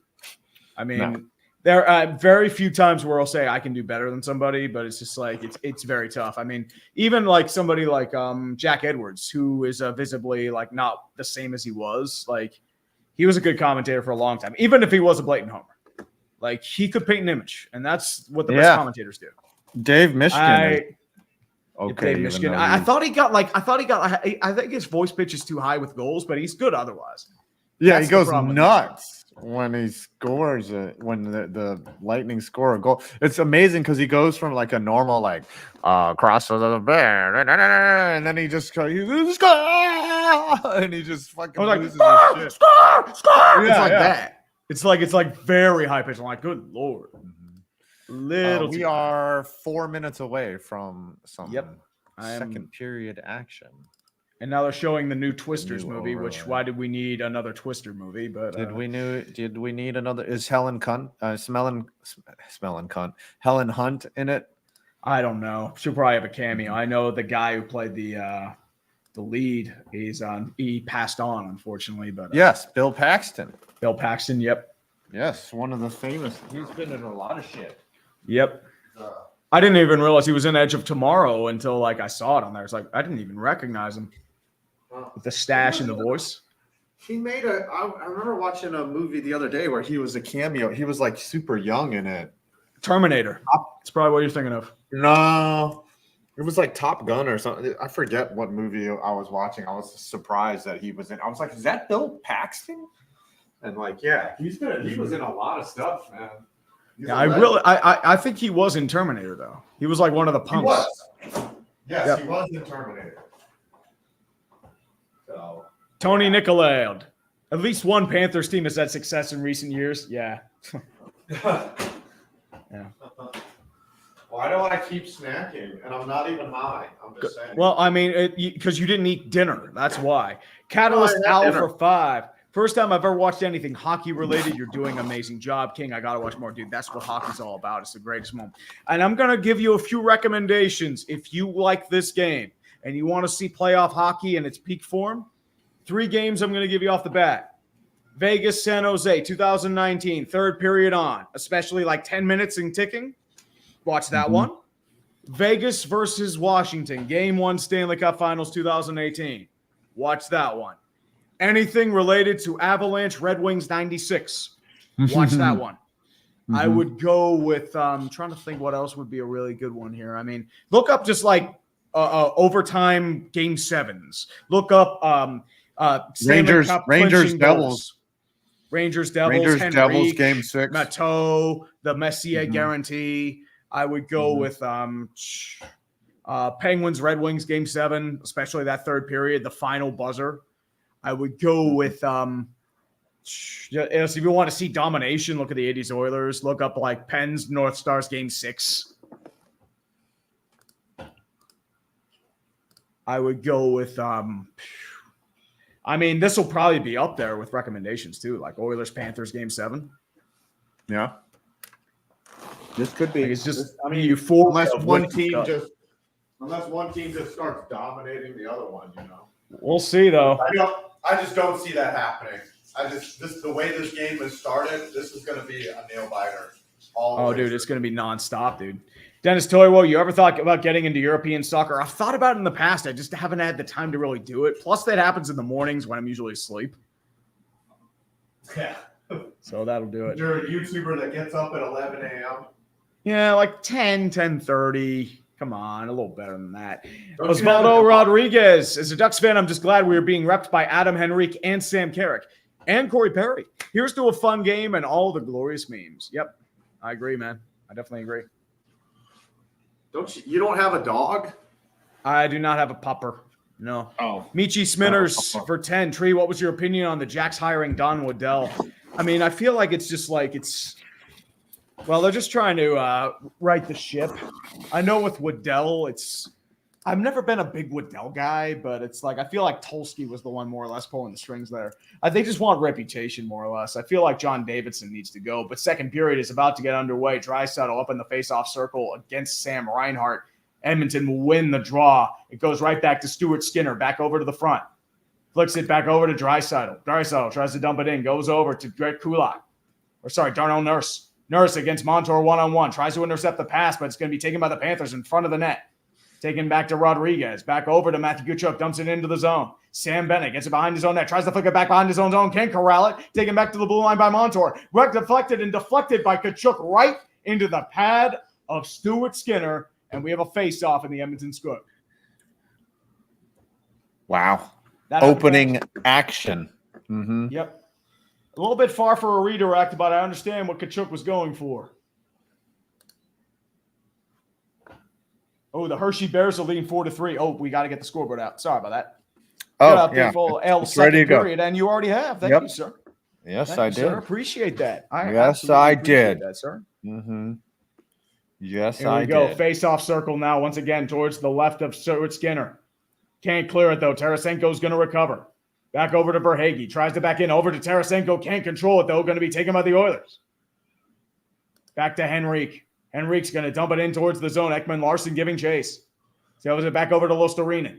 Luostarinen still controlling. Tries to get it out. Still can. And now it's going to be taken by the Oilers, by Ekblad. Dumps it back into the zone. Taken back by the Oilers. Back over to Tarasenko. Quick wrist shot blocked off and deflected high. And it's still going to be in the Edmonton Oilers zone. Now there's a fight towards the near side to the left of Stuart Skinner. Anton Lundell's trying to get up, and he successfully does. But there are several Oilers there, including Darnell Nurse. Luostarinen's in there. Philip Broberg's trying to come in. Henrique's in there, and Philip Broberg's going to take it. Broberg moves to the right of Stuart Skinner. Tries to get it out. Flicks it back towards the blue line, out of danger. And the Panthers are going to try and recover, but they get it out of the zone. And now the Oilers will clear for a full change. Ekman Larson corrals it back behind his own net. 13:33 left in the second period. 9-6 in favor of Florida, tied at 1. Back over to Ekman Larson. Flicks it over towards the Panthers zone. Dumps it in. Gives chase. Skinner's going to get it behind his own net. Tries to deflect it in. Gets over several players, including an Oiler. And Ekblad's going to dump it into the zone. No icing call, though. It's going to be on Ekblad. He's going to dump it back in. Takes it back over to Verhaeghe. Back to Barkov. Tries to get it out of the zone. Can't get there. Ekholm's going to try and hold it and does. Hyman keeps it in. Back over to Bouchard. Quick wrist shot. Shot high. Back deflected over towards the zone far side. Still looking. Back over to McDavid. McDavid, quick wrist shot, saved off by Bobrovsky. Back over to the front. Verhaeghe still holding. Back to the front. Back to Ekholm at the blue line. Still holding. Back to Bouchard. Bouchard waits. Holds. Fires blocked off. Still waiting for it. Still in the zone. And now it's going to be tried to clear by Verhaeghe. He'll get back into the zone, and they successfully do clear. Oilers still get it back into the zone, though.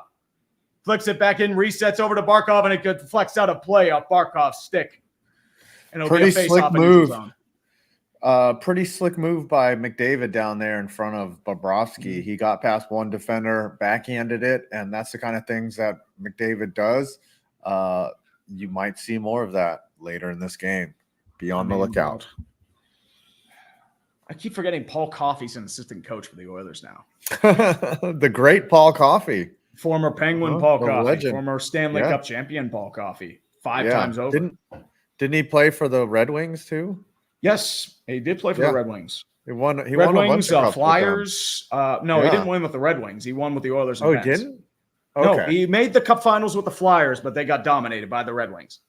Oh, wow! I have not. Now it's going to be taken by Okposo. 1-on-1 against Kulak. Okposo swirls behind his own net, tries to get it back over to Stenlund. Can't get there though. Intercepted by the Oilers. Still taken back. Derek Ryan tries to give chase. Intercepted by Montour. Montour intercepted by McLeod. Dumps it into the zone. Bobrovsky tries to hold it. Can't. Moves it back over towards Montour. Montour now with Reinhart. Rodriguez moves it back.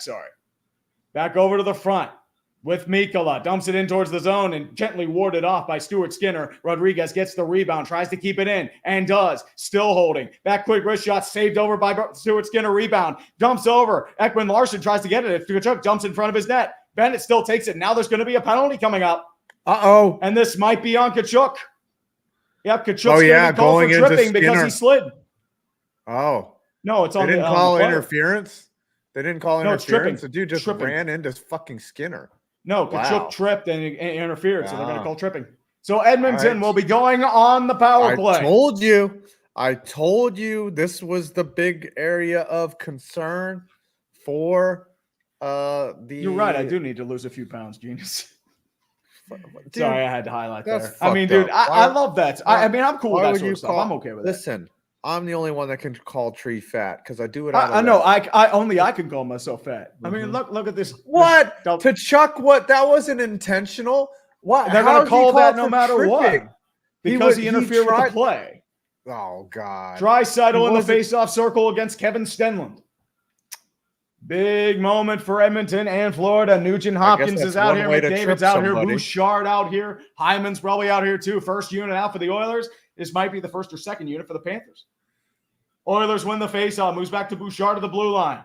Back over to Draisaitl in his office. He's due.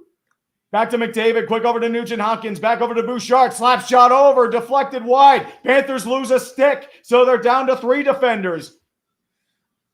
Time to take it back to Bouchard. Over to Nugent Hopkins. Nugent Hopkins waits. 5-on-4 action now. Draisaitl back in his office. Given pressure by the Panthers. Back to McDavid. Back over to the point to Bouchard. Bouchard back over to Draisaitl far side. Still waiting. Back over to McDavid at the point. Point still waiting. Back over to McDavid. Back over to Bouchard. Fakes the slap shot. Jukes one defender. Bouchard still waiting. Trickles wide.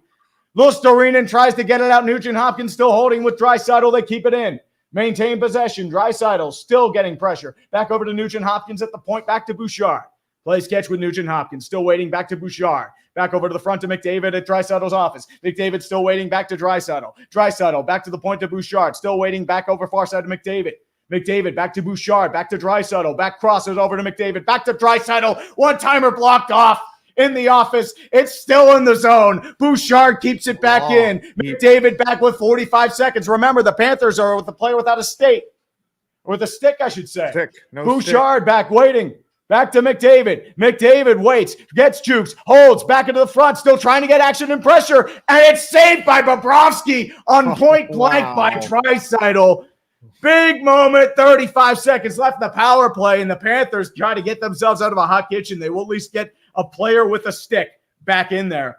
Draisaitl tried to get it out of his office. Stenlund was the one without the stick. A lot of Florida Panthers fans down there and they're basically in Fort Lauderdale, aren't they? I mean, they're in Sunrise. They're by the Everglades. Yeah. 35 seconds left. First unit still out there. Draisaitl, but the penalty kill unit will be replaced. It looks like Sasha Barkov's going to be out there taking the circle. Draisaitl's getting kicked out for McDavid in the face-off circle. Still waiting. 15-13 left in the second period. Edmonton will lose the face-off. Kulikov moves it back over to Reinhart. 30 seconds left, and they will finally clear the zone. 30 seconds left, and that was desperately needed. Get the heat out of a hot kitchen. Bouchard still controlling, tries to corral it, resets it over to McDavid with speed. Now tries to get past 4 defenders, jukes past 2. Moves it back over to the point to Draisaitl, still waiting. Back to Bouchard.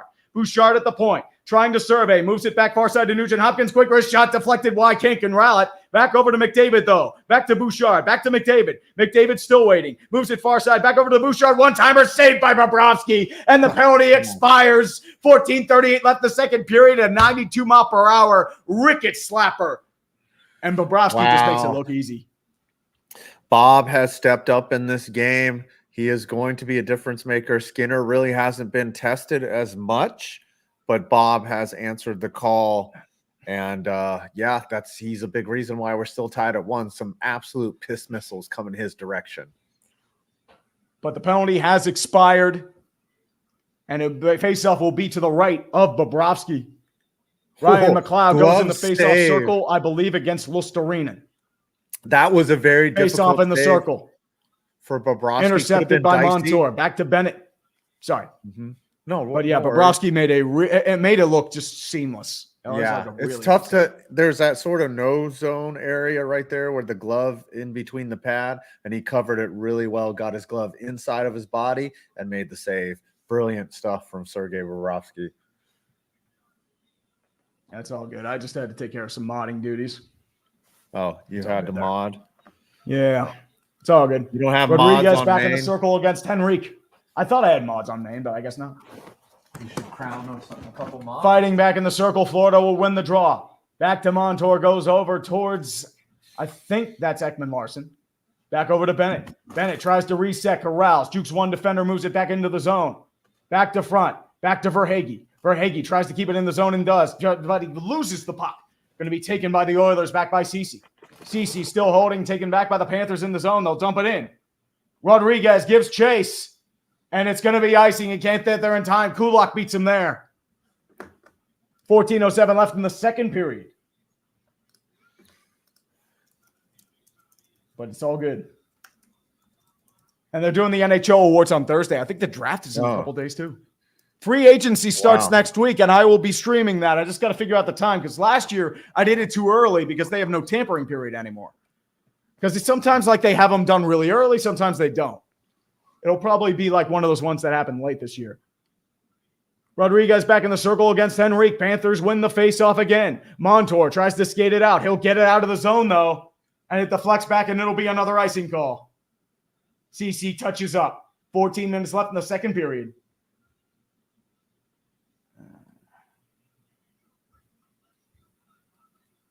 Oh, yeah. Exciting second period action. This is where I'm telling you, man, like that we might go 1-1 into the third. Like they're getting tight right now. The goaltenders are stepping up. But of course, as soon as I say something like that, someone's going to score, and then there's going to be like a 14-second answer after that, and then it's going to be exciting. But we'll see. I just, man, they're going to tighten up at some point. They're going to realize that it's game 7. Yep. McDavid missed the pass. It's covered up by Bobrovsky in his own zone with 13:54 left in the second. Just to let you know. I just saw that. Oh, Josh Watson, it's just one dude. I mean, although we did have Ray Charles come back from the dead talking about Seaman. So it's what? Well, it's on my chat. It's on my chat. Oh.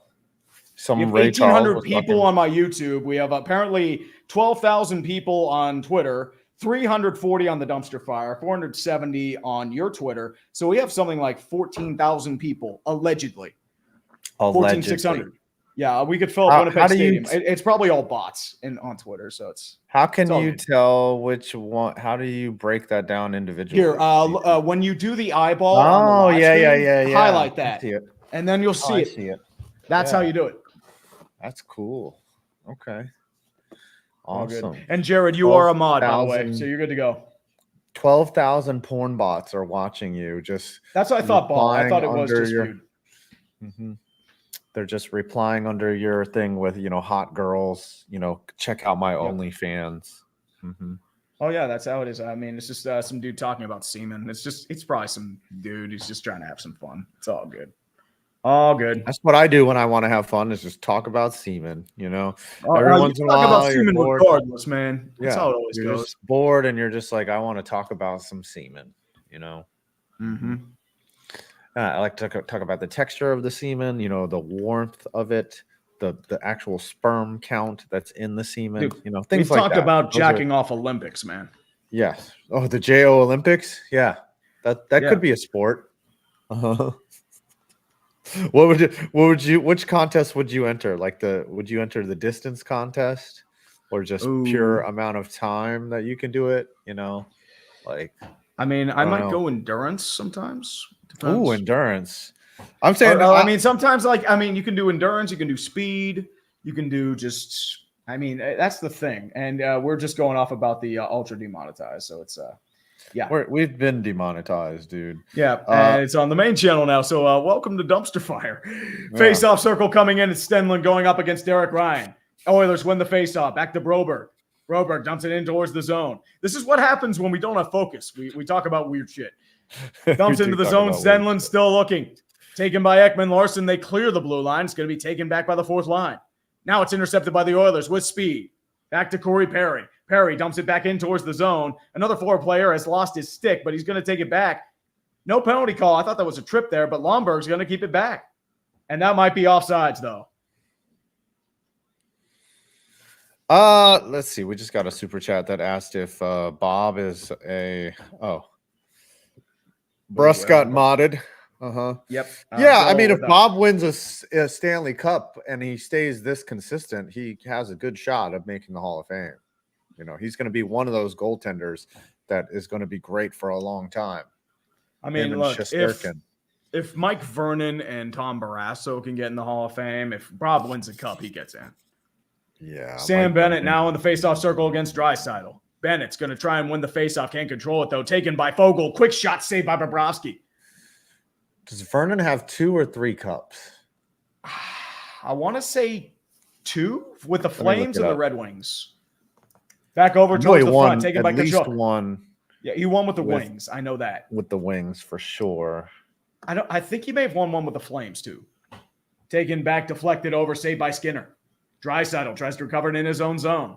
And does. Skating with speed. Gets past Bennett. Moves back towards the point. Tries to move it back over towards, I believe that's Dylan Holloway. Can't get the puck on net, though. Still in the Florida zone. Taken by Kulak. Kulak tries to move it in. Back to Draisaitl at the far boards. Intercepted by Yeah. Carter Verhaeghe. Verhaeghe still holding. Gets one-on-one with Cody Cece. Tries to take it in. Reinhardt giving chase. Still holding the puck. He gets it back into his own zone. Moves it back in. Backhands it over to Verhaeghe. Verhaeghe corrals near side. Still waiting. Quick wrist shot and saved by Skinner. No traffic in front of him, though. He could see it the whole way. Barkov tried to deflect it. Could not get there. So Vernon, actually, you were absolutely right. He won the Stanley Cup with the Flames, and the Red Wings also won a Conn Smythe. So that probably helped his Hall of Fame credential right there. He was recent. I mean, it just happened last year that he was voted into the Hall of Fame. Oh. Is Roberto Luongo a Hall of Famer? I think so.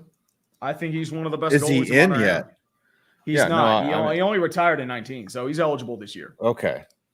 So yes, he'll probably make the. No, he's in the Hockey Hall of Fame already in 2022, according to Wikipedia. I thought it was like 3 years. I didn't realize it was. I thought it was 5 years, not 3. No, Bobby Lou is in the Hall of Fame. He was a really good goalie.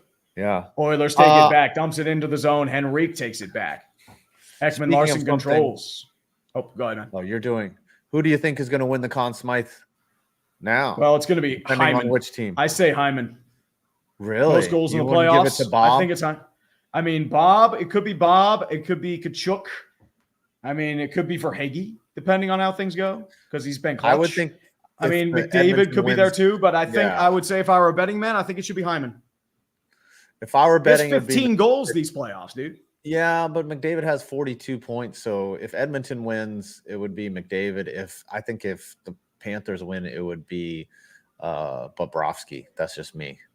Bobrovsky or Kachuk. Those are my votes. Yeah, Kachuk has been good. Sorry. Yep. Continue with your play-by-play. That now is going to be a scrum in the backboards. Ekman Larson giving chase along with Kulikov. Nugent Hopkins tries to get it, but Kulikov's going to grab it back. Moves it back over towards the zone. Lusterinen tries to get it out. Can't control it, though. Edmonton's going to keep it in the zone. Ekholm grabs it far side. Still waiting. Moves it, flicks it back over to Zach Hyman. Hyman still waiting. Buzzing in the zone. 1 minute and ticking in the offensive zone. Hyman back behind his own net. Tries to get it over to the zone to Bouchard. Bouchard back over to Connor McDavid. McDavid still waiting. Tries to skip. Blows a tire, though, but he's able to recover his lost puck. Back over to Nugent Hopkins. Back over to Hyman. Hyman still waiting. Tries to juke off. Tries back a defenseman. Can't get there, though. He's going to have to flip it out. Ekholm back over to the point. Quick Rick slapper and gloved by Bobrovsky effortlessly again.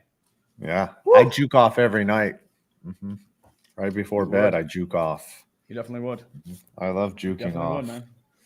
Anybody press 1 in the audience if you love juking off. I like juking off other dudes. What? Maybe. Did I say we got 15,000 people here that just heard me say that I like to juke off other people? Anyways, Hyman was trying to go for that redirect, but Bobrovsky was too fast.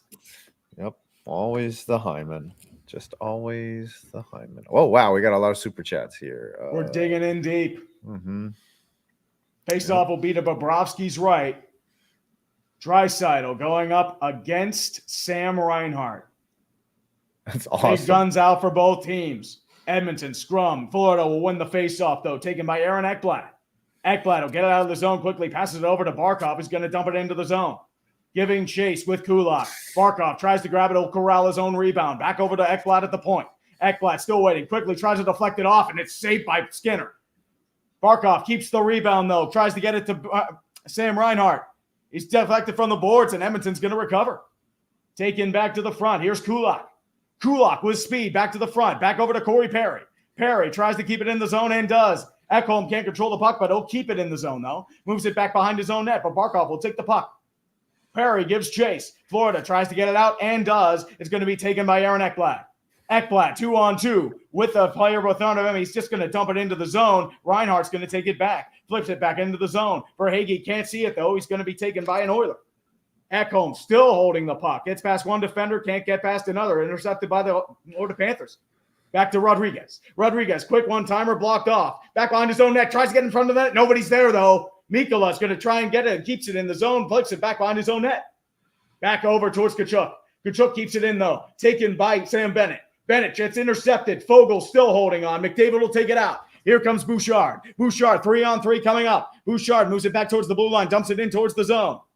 Back to Evan Rodriguez. Back into the zone. Still corralling. Kachuk will dump it into the zone. giving chase. Here come the Panthers. Back over towards, and that's a trip, but they're not going to call a penalty there. Ooh, that was ticky-tacky.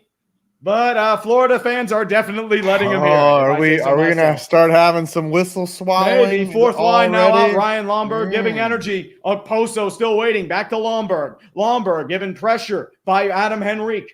Lomberg still waiting. Moves it back to the Okposo. Okposo behind his own net. Still moving. Near side. Waits. Flips over towards the puck. Quicks it over to the net. Shot wide. Stenlund giving chase. Still tries to keep it in the zone and does. Still waiting. Moves it back in towards the front. Blocked off by Skinner. Back behind his own net. Back over to Stenlund. Still giving chase by Henrique. Back over towards the front. Philip Broberg's going to take it. Given chase by Okposo. Broberg's going to get out of the zone and he'll clear for a line change. Ekman Larson moves it back in.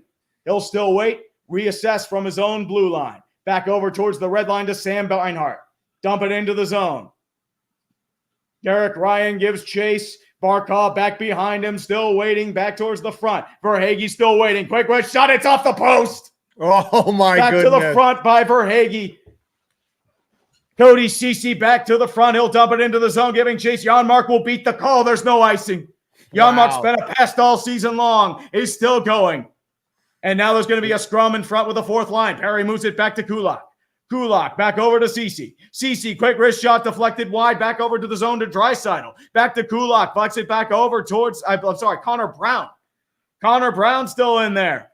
Famously had no goals for a while. Suddenly scoring goals left and right. Draisaitl back in. Back to Holloway. Holloway back into the zone. Tries to corral his own rebound. Back to Draisaitl behind his own net. Moves far side. Back over to Bouchard. Quick line chase for the Oilers. Back to Draisaitl. Quick wrist shot blocked off by Bobrovsky. Now back over to Perry. Back to the front over to Dylan Holloway. Holloway tries to juke Ekblad, gets back behind. Swirls from left to right to his own net. Back over to Ekholm. Back to the point to Bouchard. Bouchard back over to Leon Draisaitl, still back at the point. Back to Bouchard, dumps it in. Edmonton was going for the line change, though he lost his stick. Holloway tries to get it back behind his own net. Panthers will try possession, but Edmonton gets it back. Can't control it, though, and Gustav Forsling's going to try to have it behind his own net. Reinhardt has to move forward to try and recover back to Forsling. He'll clear from the blue line, and there's going to be no icing. Bouchard will flick it back so they can't get the line change. The ref made the hand gesture that it was a dive right to the player when he tripped. I don't know, man. Nugent Hopkins trying to fight off with Barkov. They clear it out of the blue line. Bouchard can't keep it up, but he won't be able to corral Luostarinen giving chase with Matthias Ekholm. Luostarinen trying to get his own rebound, still fighting for it, far side. Luostarinen tries to take it back. Tarasenko dumps it in across the boards. Montour gives chase, gets it back far side. Moves it back behind the net. Back to Tarasenko. Tarasenko still waiting. Edmonton will clear. Back over towards Ekholm. Will try to clear it out, and they do get it out of the blue line, back to the red line. Tarasenko recovers in the Florida zone. Dumps it back in over to Nico Mikkola. Dumps it back in. 6 minutes and ticking, still going. Tarasenko recovers from the Edmonton pass. Dumps it back in. Ekholm will just clear it back. They're just doing clean sweeps, clean three-way zone action. Yep. No whistle. Bouchard will clear. Back to Nugent Hopkins. Click back say. Warded off by Bobrovsky. Panthers still coming back. Here's Evan Rodriguez. It's poke checked away. Edmonton without a stick. Kachuk tries to grab it back to Bennett. Kulikov has to rush back to his own zone before Henry can get it. Back to Montour. Montour moves it back over to Kachuk. Kachuk still away. Sorry, that's Bennett. Quick wrist shot off, saved off. Rebound in front of the net. Still scrambling forward in front. Bennett's going to take it back in front of his own net. Back over towards Evan Rodriguez. Still fighting for it. Back over towards Warren Fogle. Back to the front. Fogle takes it back over towards his side.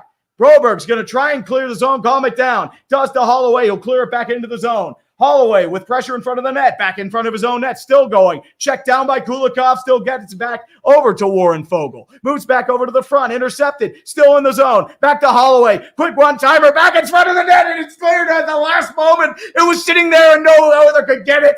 It's back there, though. Reinhardt back 3-on-3, still waiting, fires, he scores! Sam Reinhardt shot! And the Panthers have the lead again. 1 moment. Edmonton has the lead in front of their eyes. And that is one that Stuart Skinner's going to want back. Sam Reinhardt with a quick wrist shot. Uninterfered. And Florida has the lead again. It's 2-1. That was a softie right in the 5-hole right there. There were multiple broken sticks out on the ice. Edmonton. Kulikov was able to clear it at the last moment. Yeah. Oh, Edmonton seemingly had all the momentum. Florida brings it back the other way. I don't know, not know how. it must have been screened or deflected. That's the only thing I can see. It must have went off a skate because there's no way that Skinner should have let that in.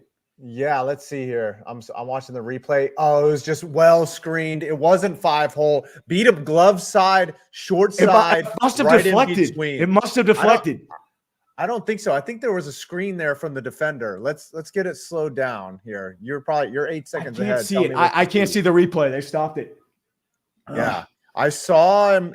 I saw the puck go in short side on the first replay, but now they're calling for it looked, man, that was incredible right there. About 7 minutes of uninterrupted play. That was pure hockey. If you hate this, you are not a fan of hockey. Yeah. Oilers are going to win the faceoff, clears it back into the zone. Mikula is going to try and rush back, gets it back behind his own, flips it back behind Bobrovsky, and they're going to clear it back into the blue line. Fourth line against third line. Here comes Stenlund, still waiting, still getting the puck. Heads past one defender, tries to get it back behind him, can't get it past Skinner. Back to Lomberg, can't get it back on that. Still going, and now they get it back into the zone. Still back over towards Stenlund, clears it back over to Okposo. Okposo clears it back over to his own zone.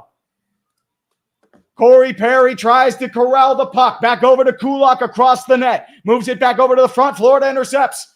Edmonton tries to corral and does. Corey Perry still waiting. Moves it back over several defenders. Wolsterino will get it back into the own zone. He'll dump it in, and that will be an icing with 4 minutes left. 3:59 actually. Florida up 2-1. What a second period here. It was there was a little lull in the first, from about 5. Here's the replay. 5 minutes to. Okay. Oh, it actually nothing deflected it. It just Skinner missed the puck. Yeah, I thought it went 5-hole first, but he got a screen from the defender, and it wasn't even a screen. Right? Like he could see it the whole way. Just like I said, remember when I told you about Bobrovsky making that difficult save close to his butt with his glove close to his body? Mm-hmm. That's where pucks eat goaltenders alive, and he got caught right there, and it went through. Yep. It's deflected at the zone, moves it back in, clears. Bouchard's going to get it back in his own zone. Anton Lundell gives chase. He's going to juke it back to Draisaitl. 3 men flanking him. Back over towards the point. Back to McDavid. Still waiting. Back to Draisaitl. Quick one-timer. Shot high. And it's out of play. Draisaitl from his office. He couldn't aim it accurately. Still on 0 goals. Whew. Yeah. This is incredible. Now Florida's got the lead. They've got the hotter goaltender. Skinner's been a little shaky. It's still time. There's still time.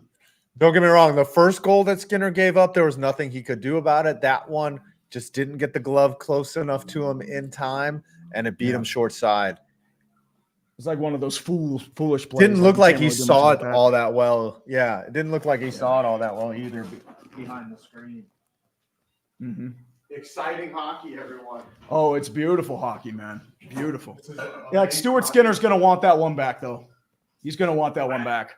Yeah, I have a feeling that this score is going to be tight, headed all the way into the end of regulation. This is not going to be an easy game. Edmonton still has a lot of fight. Game 7, nothing to lose either way, and it's very hard to win 4 games in a row. Remember, Florida couldn't. The other thing is, if it's a 1-goal lead, Edmonton pulling the goalie. And they're going to do it early, too. Dangerous. Remember, no desperation. Stay tuned, everybody. We're going to get fucking crazy. It's about to get We are going to get crazy here, folks. There are 1,800 people watching this shit. And I appreciate each and every one of you. I mean, on my channel, 16,000 technically. Yeah. I mean, but most of those are probably bots on Twitter. Let's be completely honest here. Yes. I mean, I appreciate each and every one of you for being here. Otherwise, but yes, I appreciate all you being here. Appreciate all y'all being here. That's really what I'm going to say. 3:26 left in the second period. Florida hanging on to a 2-1 lead coming out of the last moment. But I mean, they've a little bit. Do what you got to do, man. Do what you got to do. Do what you got to fucking do. Whew. Yeah, man. This is fun. This is a great Game 7, everybody. It's not a laugher. It's exciting back and forth action. Would you rather have a Game 7 be 0-0 or, get a little scoring in there? Each? 0-0 would be – it's a different kind of tight.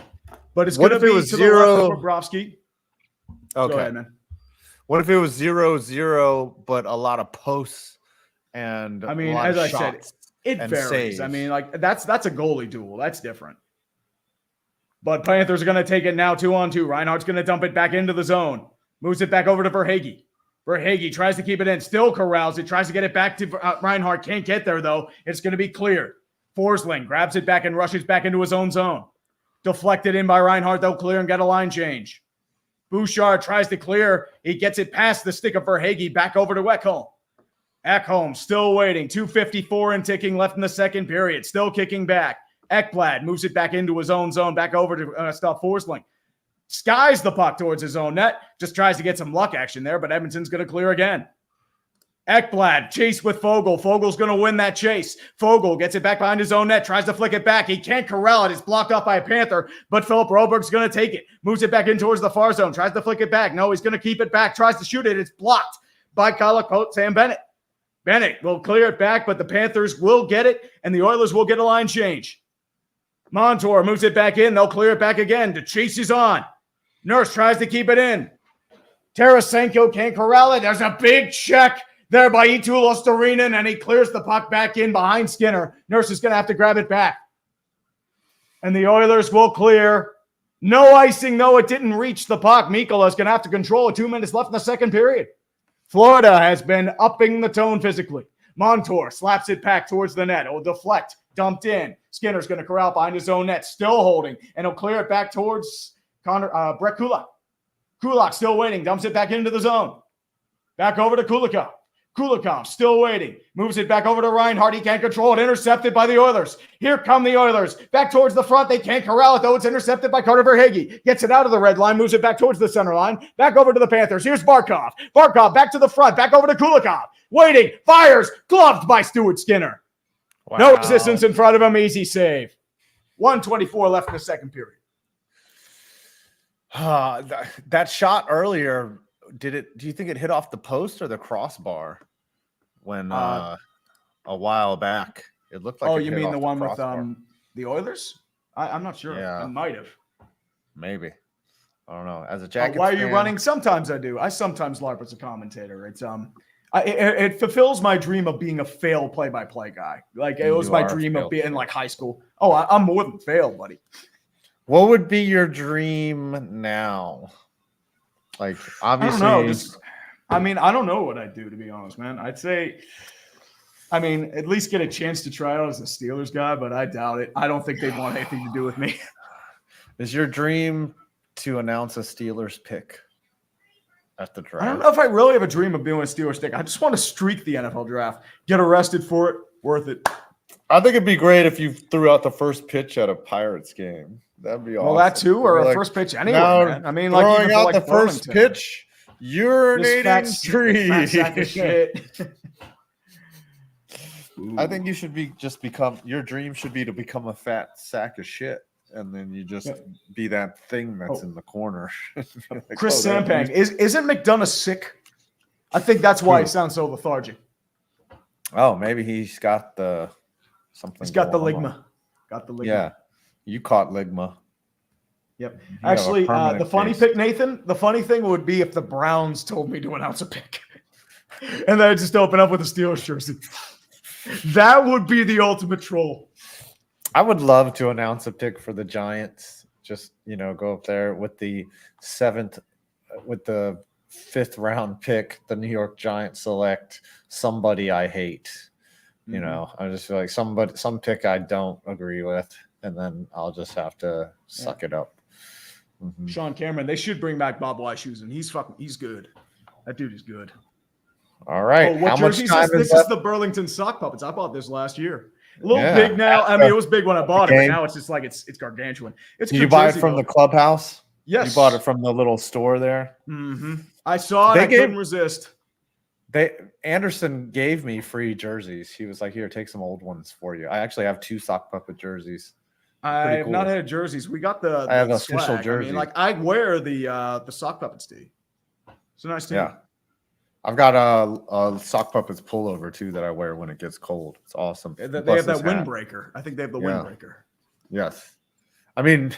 Dude, I felt so bad that we didn't play them this year because Yep. Like I love fucking how they treated us, man. Like it was I mean, as I said, I think the reason why was because like a lot of the guys you wanted to bring couldn't come or something. Yeah. Everyone's doing their own thing this year, and like it's kind of like something we've done, and it's like to do it every year is gonna. And I'm getting older, and my body's like just not. Well, you're in a men's league now. You're just using that as an excuse. You're in game shape, man. You're a starting shortstop / manager. You got to rally us piss poor troops. Maybe next year. I don't know. I'm just thinking about retiring. I mean, honestly, just manage. That's all you gotta do. I know, but I want to play. Like the dream was take a couple at bats. Take a couple of bats. Yeah. I mean, you don't have to be in the field. The amount of work it took just to put a 95-mile-an-hour fastball in play. Don't get me wrong. Like I did it. Oh, that's tough, dude. Like, 95 is just, I mean, you can't train for 90, 95. I mean, cages only go to 70. And that's my first experience with baseball, seeing 90 mile per hour down the gullet. It's like, oh, fuck. Yeah. It's like imagine like your first game of basketball is against the 96 Bulls. Yes. Like someone's just like, hey, or like, I mean, you know, obviously the sock puppets, they're semi-pro, you know, we're actually college kids. Sorry about that. McDavid actually has a one-on-one now. I didn't want to move back. I just had a little action there. 17 seconds left. Move it back over to Hyman. Bouchard in front of the net. Still deflecting. Blocked off by Bobrovsky. Rebound in front. Taken by Reinhardt. 10 seconds left in taking that. Get it out of the blue line, and they'll dump it into the zone. And it will be an icing with 6.2 seconds left. It got just far enough. And Edmonton beat the puck. Ooh, baby. 6.2. Florida up 2-1. McDavid one-on-one, but Ekblad with a good defense. There's a little bit of a shot there, rebounded by Bobrovsky, deflected by Nuge, but Bobrovsky was up to the tack, 6.2. Nuge. Draisaitl in the face-off circle against Reinhardt. Florida will take the puck, and they'll clear it out of the zone, and this will be the end of the second period. Florida is 20 minutes away, if this score stands, from winning their first ever Stanley Cup. Oh, my goodness. They could hold off the memes. I mean, it's not going to hit as well, though, you know? Listen, this meme, you ever see the movie Back to the Future where he holds the picture and his siblings are disappearing? Yep. Yeah, that's what's going to happen. Slowly dying. Give it. We're still 20 minutes and possibly more. Diddly. It's a little older reference for you people. For you young bucks out there. Isaiah, hey Tree, how do you feel about the UFL getting a second season? Apparently they've done well for their standards. It's their trajectory of becoming profitable has become faster. Like they're beating their own expectations. So they're looking to get more ownership there. So I feel like they'll be able to survive.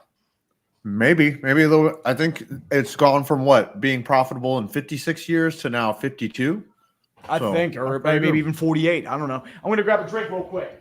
You carry investment in those leagues, like they're just like, oh, we lost less money, and so I'll never fully understand how macroeconomics work like that, where I guess if you have a committed investor that's willing to wait 5 or 6 years until they actually turn a profit, but once a business does turn a profit,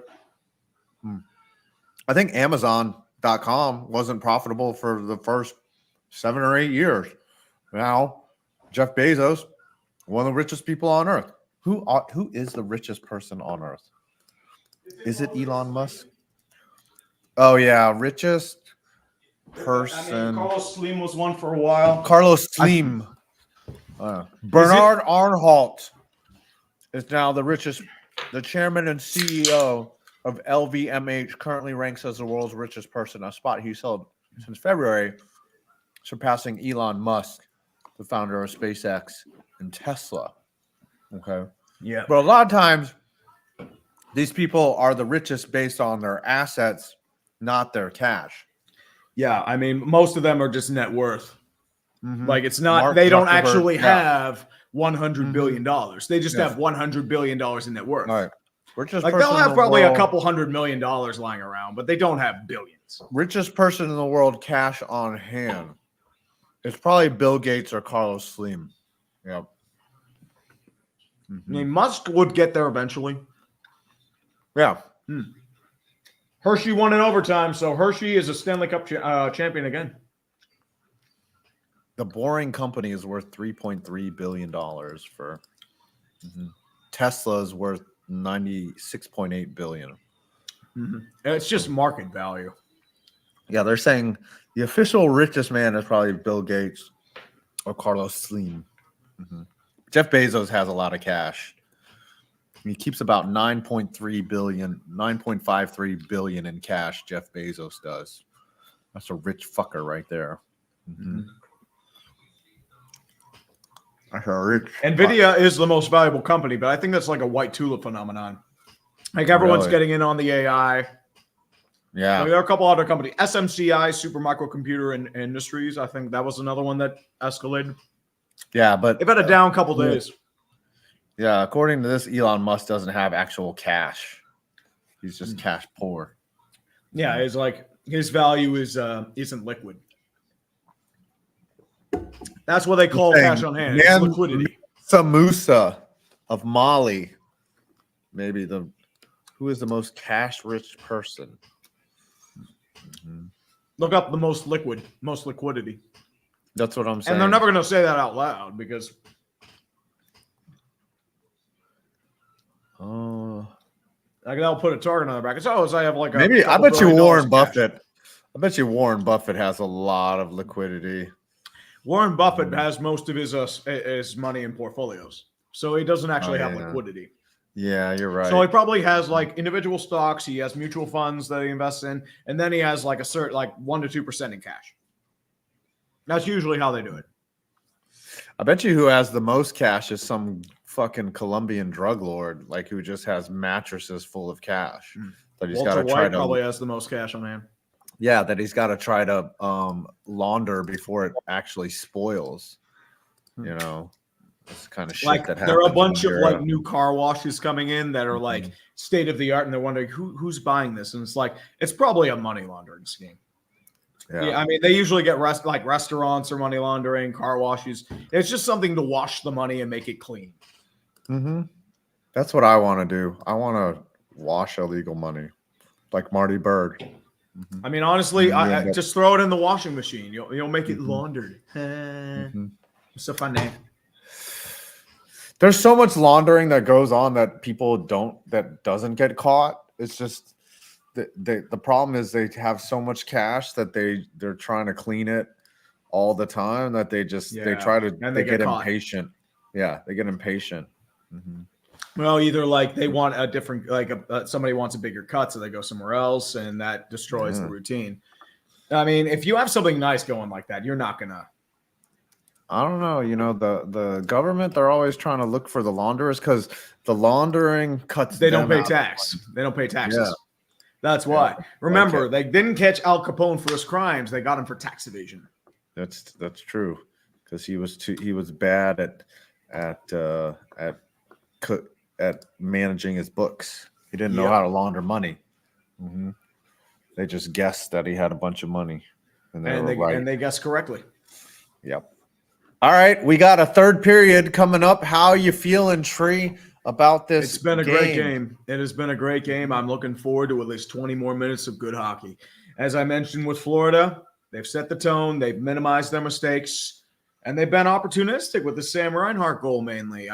The penalty kill was very scary. And I know you can have questions about Matthew Tkachuk, about how the penalty wasn't really a penalty, but they clamped down, especially with a player without a stick. I mean, that is dangerous, very dangerous territory. Yeah. I think what you're going to see here is a good hard 10 coming out. Good hard 10.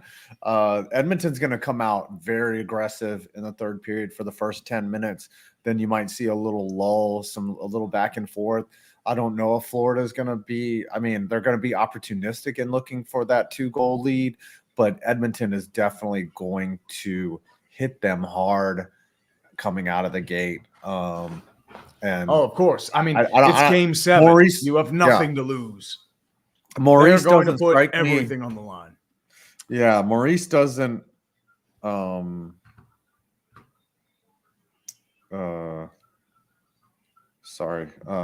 all good, doesn't strike me as a guy that is going to come out and say, "Hey guys, you need to be aggressive. Like we need to get this 2-goal lead and we need to fuck these guys in the ass." No, dude, he's like, "Yo, we got 20 minutes, and we raise the cup." And that's probably the speech that he's given in the that's everybody. And Edmonton, room. I mean, if you're Knoblauch, you're saying you have absolutely nothing to lose. Give everything you have, because you never know if you're going to get this shot again. If you're going to lose, at least go out fight, giving every single inch of you that you have. That's the goal, what you're saying right now. Like, don't, like, for example, if you're at the plate, don't go down looking at a pitch. Go down swinging. That's the key. Yeah, be aggressive up there. We'll see. This is going to be interesting. I think it's kind of better that Edmonton's trailing right now, because we're just going to get better hockey. We're going to get desperate hockey, which I love seeing.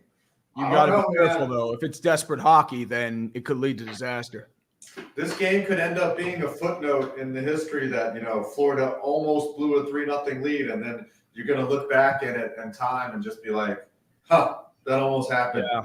And, I mean, it's if you have to remember, the 2011 Canucks nearly blew a 3-0 series lead, too. They got taken to overtime.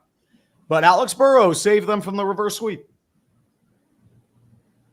Yeah, it's just you have so many chances that that's why you get a 3-0 lead, so that you have 4 chances to win a Stanley Cup. As I said, it is very tough to win 4 games in a row. Very tough. It is. Yeah, for both That's teams. Why sweeps rarely happen. The only sweep was Washington Rangers, and it was such a lopsided battle that, I mean, Ovechkin was ice cold, and Charlie Lindgren turned into a pumpkin. Right. But that kind of makes it's a two-way street when you say it's hard to win 4 games in a row. Look at Edmonton. Like they have to win 4 games in a row. It works 2 ways. You're not out until you lose 4 games. That's the key. Mm-hmm. Yeah.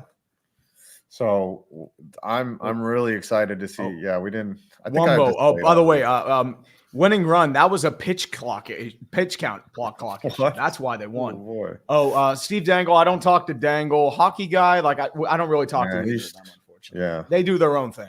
They do their own thing. We all do our own things now. Yeah, it's all good. It's a little different. So 20 minutes from laughing at Canada not winning another Stanley Cup and admiring the strongest championship parity in the NHL. No dynasties established in recent years in hockey, right? Tampa Bay. You could call Tampa Bay kind of a dynasty. 3 straight cups. Cup finals appearances. They won 2 cups. I mean, in the salary cap, the closest one is the Blackhawks. That was 10 years ago. They were they're still dynasty. They're still pretty decent, like they have. The Blackhawks. Tampa Bay. Like I mean, they're still. I'm talking about Tampa Bay. I thought you were talking about Chicago. My bad. Yeah, no, it's all good. But I'm saying Tampa Bay could make another run with Vasilevsky at some point. So who knows? They could find themselves in a finals in the future. Yeah. So, anyways, definitely. I don't know what I'm talking about. I want Florida to win. Minnesota Wild legend Dmitry Kulikov needs a cup, and former Penguin Dmitry Kulikov. He was there for a hot cup of coffee last year. Yeah. He was there. We got to kind of call it. Who do you think is going to win the Stanley Cup based on what you've seen through 2 periods? Are we ready to make a fucking laughable prediction? I don't want to make a prediction. Honestly, we have to. No. Don't do this to me because they're going to say I jinxed it. No, you can't jinx it. You don't have that much power, Tree. Apparently, they say I do. 2 idiots. They blame me for Dallas and Carolina going out. One idiot in Pittsburgh and 1 idiot in Virginia have no power over this game. Okay. See, even Thunder Wizards saying don't jinx anyone. See, they're saying don't jinx it. Come on. I'm just saying They're saying don't do it. They're saying don't do it. I am not doing it. All right, sorry. I'll do it. I'm not a jinxer. Superstition. I'm not a jinxer. I don't jinx people. I don't believe in jinxes. I don't do that shit. Look, the jinx was real the moment I said Pekka Rinne is too good right now. I'm sorry. It's very real. It's very real. He's too good right now. That became a meme overnight.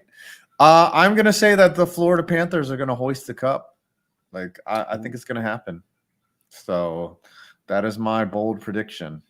I think Edmonton, hopefully I think that they are able to shut it down. They have been sharp. They've gotten 2 goals, and maybe might be an empty netter situation here incoming. It's going to come down to that. I don't think Edmonton ties it in regulation. I think that Florida still has the lead when we get down to it. That is my prediction. I could be quite wrong. Well, it says on the screen, Florida is 18-0 when leading after 2 periods in the last 2 postseasons. They're good at holding leads. And the Blue Jays they're a mess. Plays like a recruit. I appreciate you, man. Thank you. I mean, as I said, I jarble too many words, but it's just you jarble. You have to go fast. Dude, I jarble. No, way. I would think if this were your job tree, where you practiced all the time and you were at the rink all day and you studied the players, like you would be amazing at this. Like the people don't just get good at play-by-play by accident or doing it. I mean, I've been building up to this over the last like 3 or 4 years. Speaking of terrible play-by-play, Brandon Perna, what's up, buddy? How you guys doing? We're doing all right, man. You join the shenanigans, sir? I am just turning on the game. Now, I want to ask you, Brandon. Oh, go ahead. Go ahead, man. Who do you think knows more hockey, you or Tom? I would say me until like the last month, where Tom's been watching a bunch. Okay. Historically, probably me more, and I know, I'm not saying I know a lot, but I feel like I watched the Avalanche when I was younger. I paid attention to the Avalanche like 2 years ago when they did the cup run. But yeah, I'll bet on myself. Damn it. You'll bet on yourself? That's a good. Someone said that Perna in Portuguese, Otávio Ferreira says Perna in Portuguese means leg. Yeah, I have learned that as well on the internets. Brandon third leg?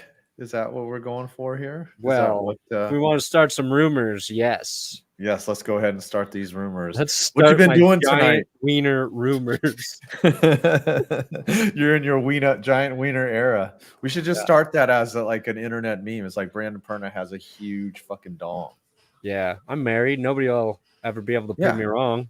They won't. And probably if you ask Jess, she would probably confirm it. You know, why would she'll she back me up? Yeah, she'll lie for me. That's why we got married. You find somebody who fucking lie for you. That's how that works. I mean to ask a question, and this might be a little personal. Do you ever plan on having more children? We talk about it. We think about it. We like the idea of it. And then you get like an off day and like, I don't know. I don't know what we should do. We don't know if we should double down. Because I would just say that, you know, Carmi's such a beautiful baby. Like, why wouldn't you make more beautiful children? Like, yeah, but it's like, why risk having a shitty kid when Carmi's so cool, right? That's true. Like, right. Let someone clip that when your second kid comes and just be like, up, you called it. Like, she's awesome right now. Like, yeah, we've been hanging all weekend. I took her to the bike shop today. I had to get my bike tire fixed. She walked in. She was like, "This place is cool." I'm like, "Yeah, all right, yeah, we're hanging out. We're like hanging out. Yeah, we're doing things, daddy-daughter things." What's going on in this game? What'd I miss? So Florida's up 2-1, and we're headed into the last period. It's been a back and forth game. It's been very exciting. Tree's play-by-play has been epic so far. I don't know if you were listening to any of it previously, but he's been absolutely murdering it. And yeah, it's been exciting. Hydrate. Yeah. So this is where you rest your voice in between periods. Yeah. How much do you know about this series? Now? I don't know much. I know if the Oilers win, it's the first time since 1942 that a team's come back from being down 0-3. Mm-hmm. Connor McDavid, some people consider him the best player in hockey. Those people have never heard of Nathan McKinnon, but I know he's very good. He plays for the Oilers, right? Mm-hmm. Yes. I don't know Nathan McKinnon, like I would say this, like McKinnon is a great player. He is probably, I mean, nobody's faster than McDavid, but he's a very much just a scorer. Like that's, I mean, McDavid does everything. little more well. all around. Yeah, dude. he's all around. McKinnon is more offensive minded. Don't get me wrong. He can back check, but McDavid is probably the most complete hockey player that's ever been, come out of some guy's ball sack.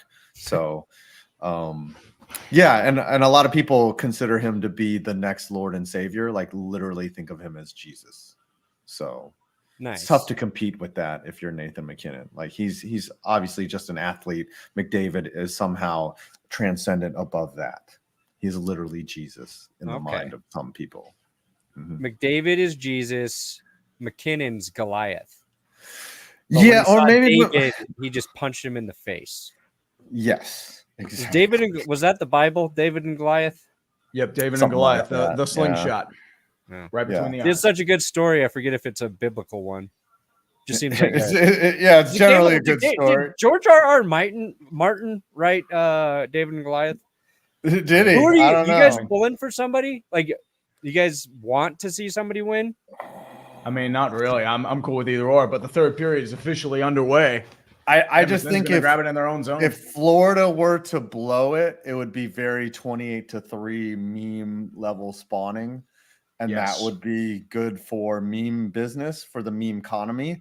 But deflected just wide. I have a hard time as much as I dunk on the Falcons for that Super Bowl, I feel sorry for those players. Right, like I just don't know if you can handle emotionally blowing some. Oh, another broken stick. Flicked off by the way, deflected, saved by Skinner.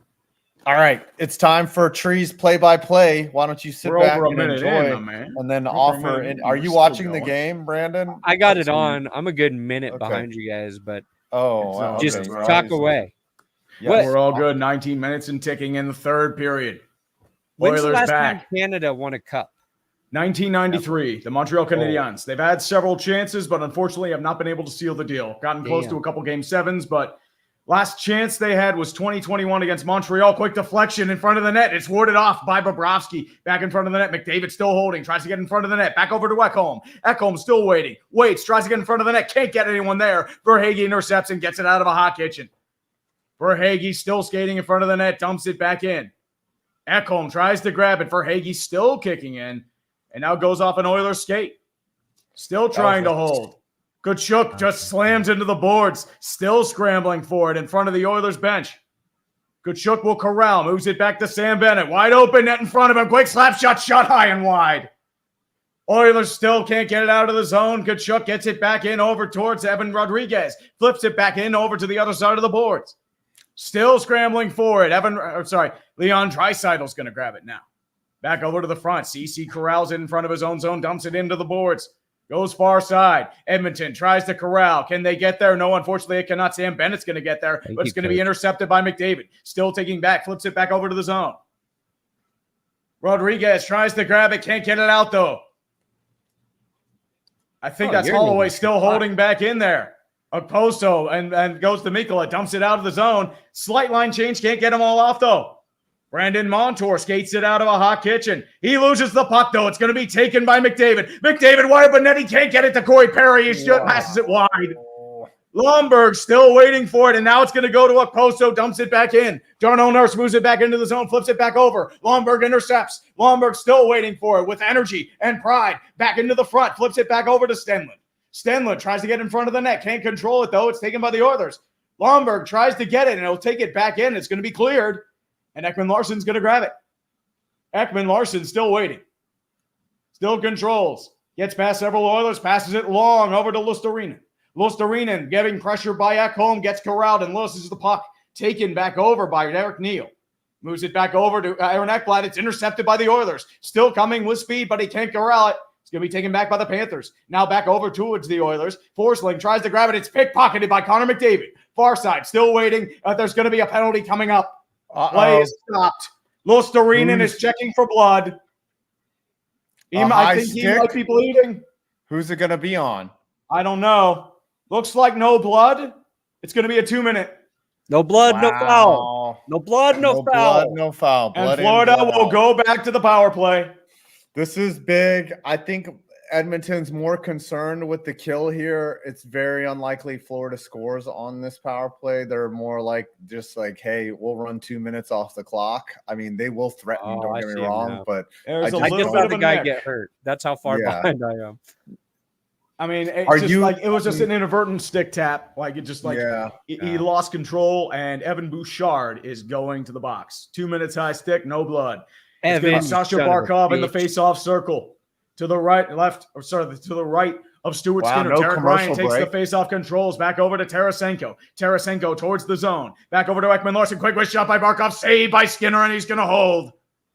Reinhart couldn't get the rebound. 1:53 left in the power play. They cannot allow a second goal here. A 2-goal lead. They cannot allow that shit. You just got to update the score bug for the third. Oh, yeah. Oh, my bad. I thought I had one ready to go. I do. I mean, you probably do. You just didn't. It's already uploaded. I was oops. I didn't all good, but Edmonton will win the faceoff this time, and they will clear. Bobrovsky moves back in front to the rebound. Oilers penalty kills killed 47 of their last 48. Why is it over us? Oh, there we go. Well, we have 3. That's why. We had it at the bottom before. Tarasenko flips it back over to the zone. You can back over to Reinhart. Still moving, trying to scramble for the puck in front. Barkov still waiting, trying to grab for it. It's going to be taken by the Oilers. And then you can move it wherever you want. And Henrique will clear. Oh. Then you got to save it as a new layout. Oh, where's edit? Ekman Larson still holding. He'll wait for the puck, and they'll try to reset. The screen. Goes to Verhage, dumps it in. The chase is on. Oh. Lundell tries to grab it. Can't get there in time, though. It's going to be intercepted, and the Oilers have numbers. 2-on-1, potentially coming. Back over to McDavid. McDavid tries one on time. Can't get the pass over to Brown. It's shot wide. Now back over towards the puck. Evan Rodriguez has it. Rodriguez still grabbing. Pressure over by Broberg. Dumps it back into the zone over to Barkov. Barkov still waiting. Back over to Rodriguez. Rodriguez still waiting. Far side of the point. Still waiting. Swarming in front of him. Back over to Sam Bennett. Quick wrist shot blocked off high.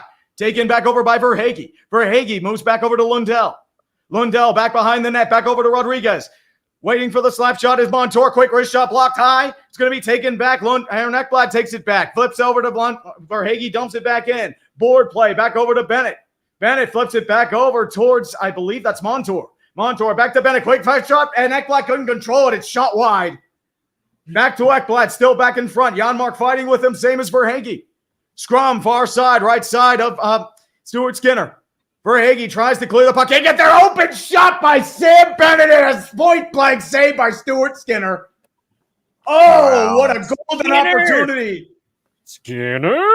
Pretty much. Skinner with the big save.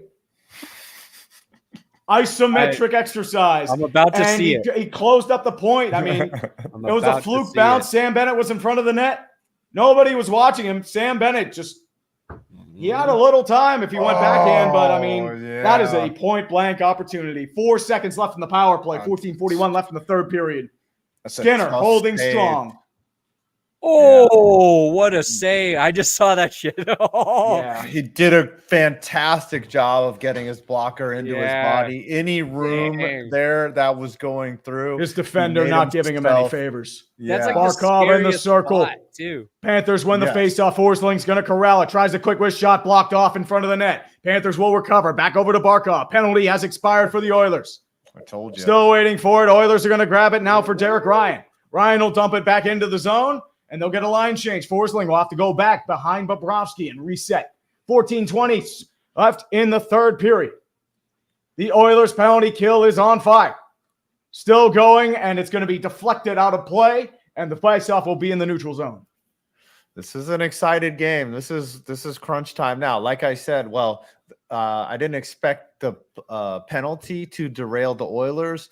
But here's the part where the Oilers make their move. They've got to press. They've got to get numbers up. And this might end in a counter goal by Florida because Edmonton's got to start taking risks now. I mean, it's getting late. There's still on time. Their Stanley Cup dreams. Still time. How much time? It's 14 minutes. In the center circle, Rodriguez against Draisaitl. Florida wins the faceoff. Forsling takes it back over to Ekblad. He'll dump it into the zone. It's a high stick on the puck, and Skinner will have to take it. Back over to Draisaitl.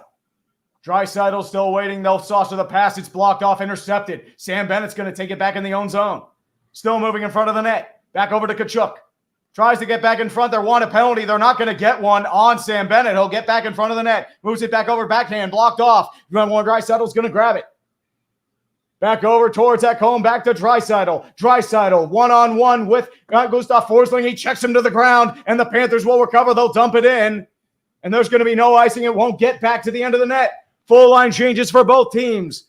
Matthias Ekholm sitting around waiting for the full change. Connor McDavid is now in the game and skating with fury. Gets past Losterini. The flex one pass. Back over to Fogle. Back to McDavid. Can't pass the second player. They'll flip it back into the zone. Warded off by Cody Ceci on the breakaway. They can't control it. Bobrovsky will try to corral it back in his net. Can't keep it in the whole way, though. But Montour will grab it back the whole way and dump it back in.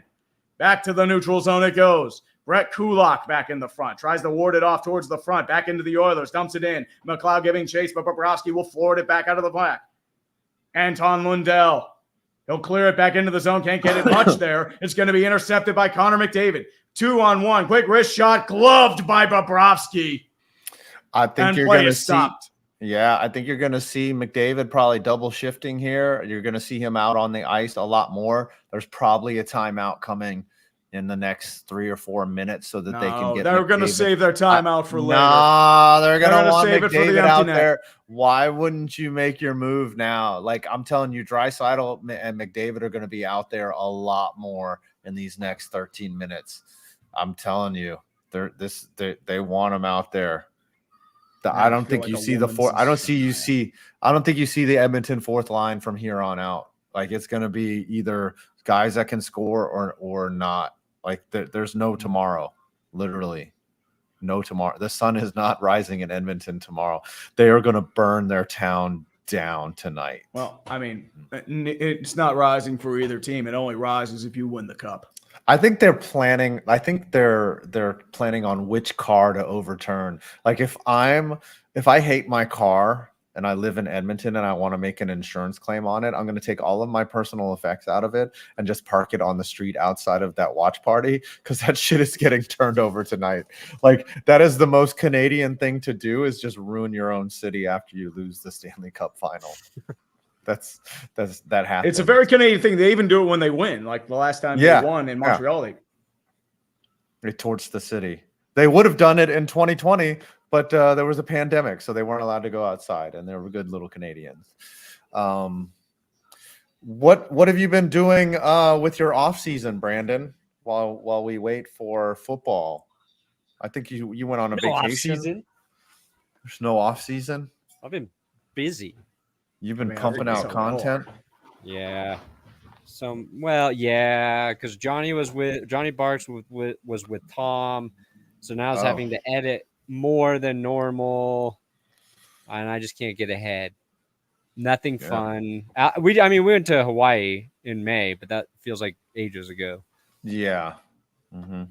How was Hawaii? Did you like it? Tight. So awesome. It was so tight. I'm previewing YouTube TV right now to see how much further ahead it is than my cable. Face off won by Edmonton. Dreisaitl's going to get it back behind his own zone. Flex off over to the zone to Bouchard. Quick wrist shot, gloved by Bobrovsky again. Play is stopped. Sorry. I'm surprised that your cable's so far behind, but I guess because you're in Colorado, the signal just physically isn't getting there. I'm officially Florida. Rooting for the Oilers, just so everybody knows. Okay, you want me? Is what you're saying. I'm an oil man. I want Canada to get the chip. Okay. Reinhardt to the right of Bobrovsky, face off against Leon. I want the oil spilled on the Panthers. Yes, you support fossil fuels. Yeah, burn those Panthers. Burn them with the puck now. They'll try to clear the puck, get it out of the zone. You're anti-wildlife. Hagee keeps it in. Yeah. McDavid moves it back. They're combining forces, and now the Panthers will clear. And McDavid's going to try and grab it back. Can't get to the icing call, though. Taken by Ekholm. Tom mentioned earlier, they have changed the lines. Draisaitl is out with McDavid and Hyman. They're bringing out the big guns, and they're going to load up. He's going to be out of play. Face-off will be in the Florida zone. Tree's trying to do his job, and we're making fossil fuel jokes. That's. I mean, hey, he's got to do that, man. Sorry, So I don't mean to butt in, break but in like this game. this is supposed to be a live play-by-play and reaction, so that's why I'm doing this. Something's got to break, and it's going to be Hyman, guaranteed. I wish we could have the game on while we do this. I know. It's always the That'd Hyman. be so cool. Mm-hmm. Yeah, wouldn't that be cool? NHL to let people react and have an audience. They're not going to do that though. I mean, like Sportsnet could do it with Dangle because they had Sportsnet. They had the rights. The thing is, right? Panthers won the face-off, taken back by Lundell, dumps it in. Flips it back. Runs it back over to the side, flipped off. Taken back over by Connor Brown. They get it out of the zone, taken by the Oilers. They're going to clear. Philip Broberg now rushing into the play. Tries to clear, can't get it out though. Mikkola tries to hold. He'll get it out over to Luostarinen. And they'll get it out of the zone, but Broberg can't hold it in. And they're going to have to dump it in. But it will be an icing.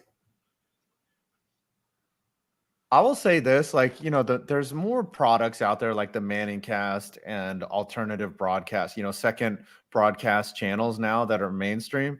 And still, I prefer watching streamers. I love watching Grossi and Perna react to games, or even Tree, because there's nothing more genuine and sincere than a fan who truly loves his team.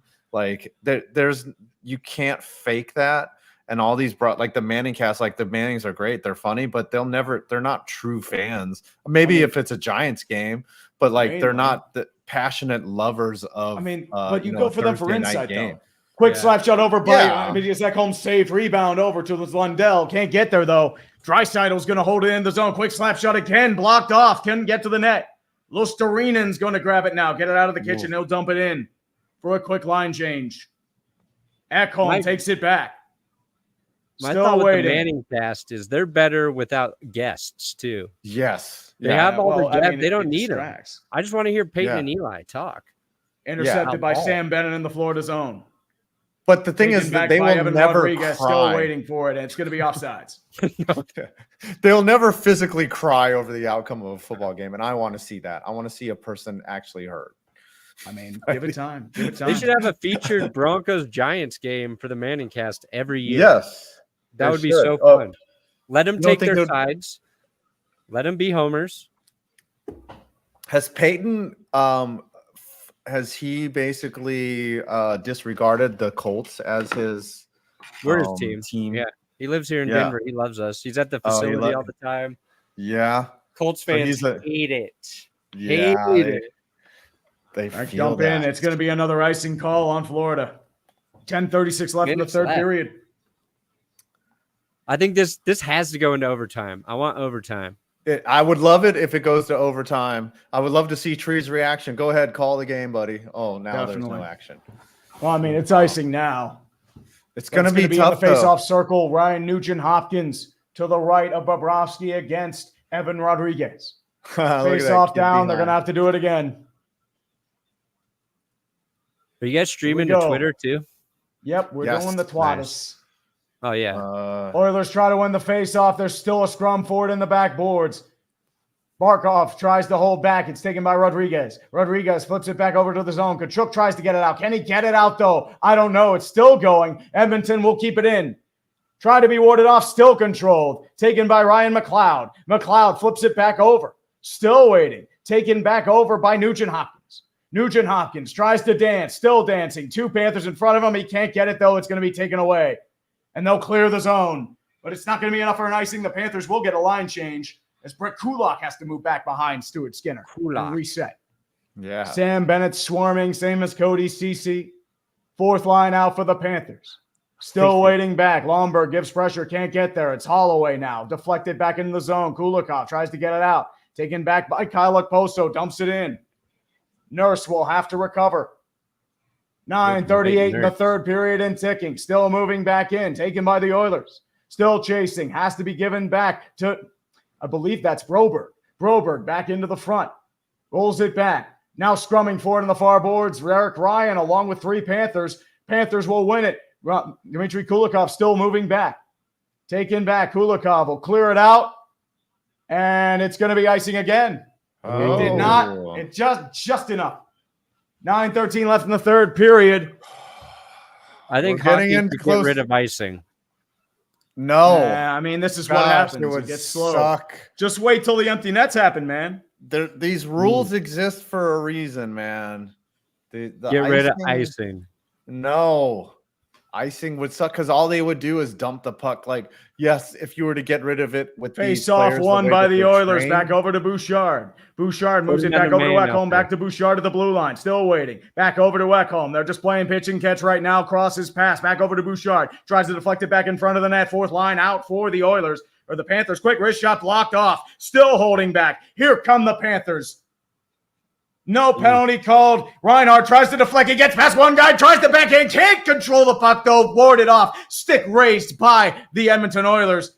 But Reinhart is able to hold, and the Panthers are still squirming. Wow. Here comes McDavid. Tries to break off. Florida's lost a stick. Now they'll clear, and there'll be a full reset. Gustav Forsling with a stick lying in Florida's zone. Forsling will have to juke off one defender. Gets it out of the zone. Back over towards Carter Verhaeghe, dumps it into the zone. Moves it back in, still waiting. Verhaeghe tries to clear the puck. He can't get it out. It's still out of the neutral zone. Back up front. Forsling dumps it back in. It'll move back in towards the zone. Janmark tries to keep it out. Ceci will flip it back over to Brett Kulak. Kulak tries to get out of the zone. Can he get there? No, he cannot. It's still swarmed by Panthers. Luostarinen back in with Kulak, fighting for it far side. Taken back by Henrique. Back over to Cody Ceci. He'll get some free room. Moves it back over far side. Dumps it back in. Goes over to Bobrovsky, and it clears, and he has to jump on it as an Oiler was flying along with a Panther. But the play is stopped with 7:51 in the third period. One of those greasy Oilers trying to get in front of the net. Oil up them Panthers. Yeah. Ain't that the right Judging by your hair, Brandon, you look like a fan of oil as well. I'm an oil man. Play by Brett Kulak. He wouldn't let him get the shot off, and that would have been your milkshake. Sorry, that was Draisaitl with the good defensive play. He had a chance at the backhand, but he could not get the shot off. Get out of the shower, so it is slick. What slick? Would you say that was Daniel Day-Lewis's most finest acting performance? Gangs of New York. I don't know if it's his finest, but it's my favorite. Gangs of New York. He was brilliant in that one. Florida wins the face-off. They'll clear it out of the zone. They'll get a partial line change. And there'll be another icing, though. It went to the end of the zone, and Bouchard beat him there first. And we keep going. Honestly, Bouchard. Like the church scene in There Will Be Blood is like one of his best acting performances. Yeah, him and Dano are great. Yeah, Paul Dano is fucking amazing, too. He's one of my favorite actors, one of the most underrated actors of all time. Yeah, I think that's a good. Him in Little Miss Sunshine, that is one of the most underrated roles of all time. Like, he's so brilliant in that movie, and people just don't give him enough credit. Like, he sells that character so well. Anyways. Draisaitl against Lundell to the right of Bobrovsky. Edmonton will win the faceoff. Back over to Ekholm. Back to Bouchard at the point. McDavid skating with fury. Jukes one defender. He can't control his stick, though, and it clears the zone. Bouchard's going to have to recover. 7:33 left in the third period. He tries to get action. Moves it back to McDavid. Back in the Florida zone. Tries to backhand. It goes off a Florida player's skate. Back over to Draisaitl, though. Moves back in time. Tries to deflect back in front. And it's deflected wide. McDavid moves it back to the point to Bouchard. Quick wrist shot blocked off. Lord's off to the side. Draisaitl's going to recover. Back over to Ekholm. Ekholm back in front to Bouchard. Saved by Bobrovsky. Back over to Bouchard at the point. Still waiting for it. Still holding. Tries to wait. Quick deflection. Block in front. McDavid tries to get it back. Moves it back in front. I think Bobrovsky saved it. He saved it.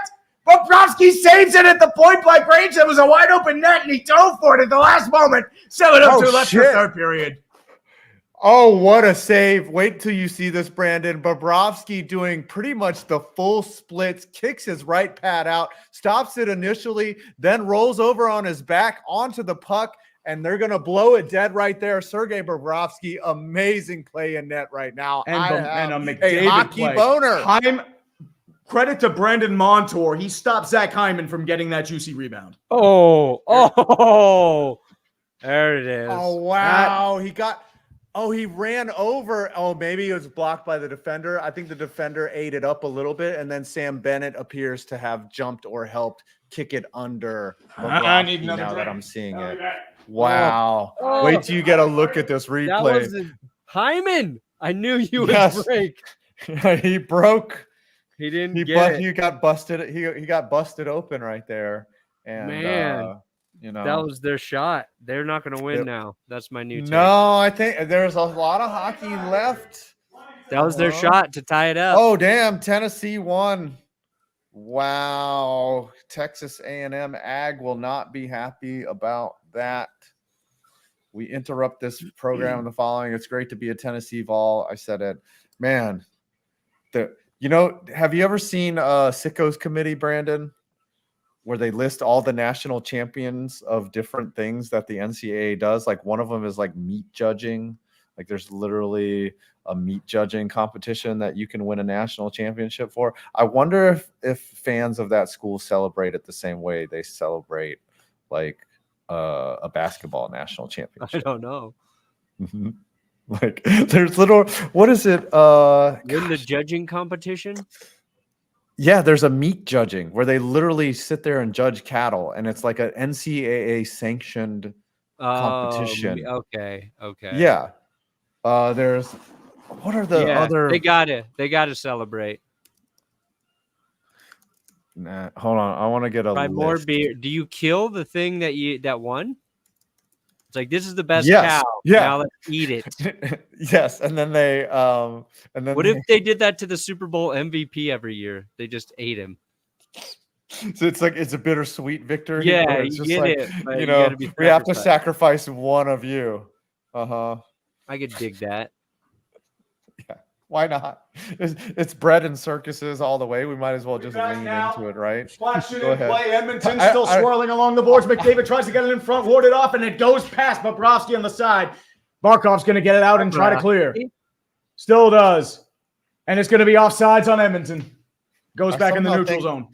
I somehow think that, Perna, you would not be a benevolent emperor. You would just be like, off with your heads, you scum.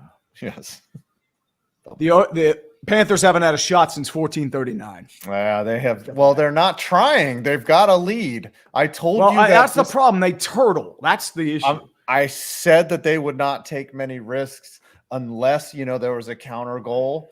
But this is Game 7 hockey. There's any mistake is too much. So they've got to play perfect hockey from now on. Here we go. Rodriguez gets it back in his own net. Back to Mikkola. Mikkola moves it back in front. Still waiting for it. Scramble in front of the net. Quick wrist shot saved by Bobrovsky. On the quick shot from the corner from Nugent Hopkins. But 6:30 left in the third period. Hold on to your butts, kids. We have 20,000 people total. Yep, 2,300 on YouTube, 17,000 on the X, 444 on the dumpster fire. They're all porn bots, Brandon. Don't get too excited. I mean, nothing wrong with porn bots, man. They're all Everyone loves porn. How many do you Broberg got? dumps it into the zone. Moves it back over towards the front. Bennett's going to grab it from his own zone. Tries to deflect. Can't get it out, though. Back to Montour. Gets it out of the zone. And it looks like, unfortunately, Edmonton couldn't keep it clear, so they're going to keep it in the front. Moves it back over to the front. Evan Rodriguez tries to give chase back over to Broberg. Still scrambling for it in front of the net. Back with Kachuk. Rodriguez back there too. Looks like it's going to be Nurse and Broberg. That's going to be out there as well. Nugent Hopkins still swarming there as well. Sam Bennett moving back there. Evan Rodriguez is just getting pinned to the ground like it's a wrestling move. Like my it knees. Sounds like a Broberg. And they're going to call it dead because Rodriguez was pretty much just on top of the damn puck. Broberg sounds like a themed period. bar. A themed bar in Germany. Like, yeah, let's go to Broberg. It's like they just go there and drink beers and like no women allowed. We're here at Broberg. This is watching Broberg. Sport.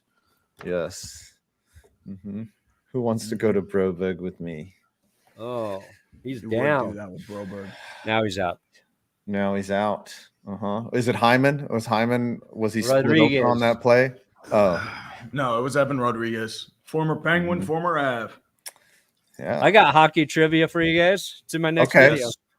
What is it? Do we have a Who's the oldest professional hockey player to score a goal? Gordie Howe. Are we talking overall? Jaromir Jagr. Yeah, overall. Czech League. But yes, Gordie Howe. Thank you. See? Fuck you, tree. Wait. I thought, are we? 52. Yes, he played with his sons. He That's literally so played with his stupid. kids. I thought Yager scored a goal in the Czech league this year. He did, and he was 52 years old in like 186 days or something. But that was just in April. Yager did that in April. On his first, he might play next year. it was in his first. It was his first line Yager out of the game. team. Too. He owns the Clodno Knights. I mean, when he was like in Pittsburgh, he looked like he could still skate a little bit. Yeah, I'm doing a video about. I mean, he's not NHL caliber, but he looked solid. Oldest he could guy still play professionally. Yeah, oldest guy's what? To score. Oh, oldest. That would be Hugh Hefner. Mm-hmm.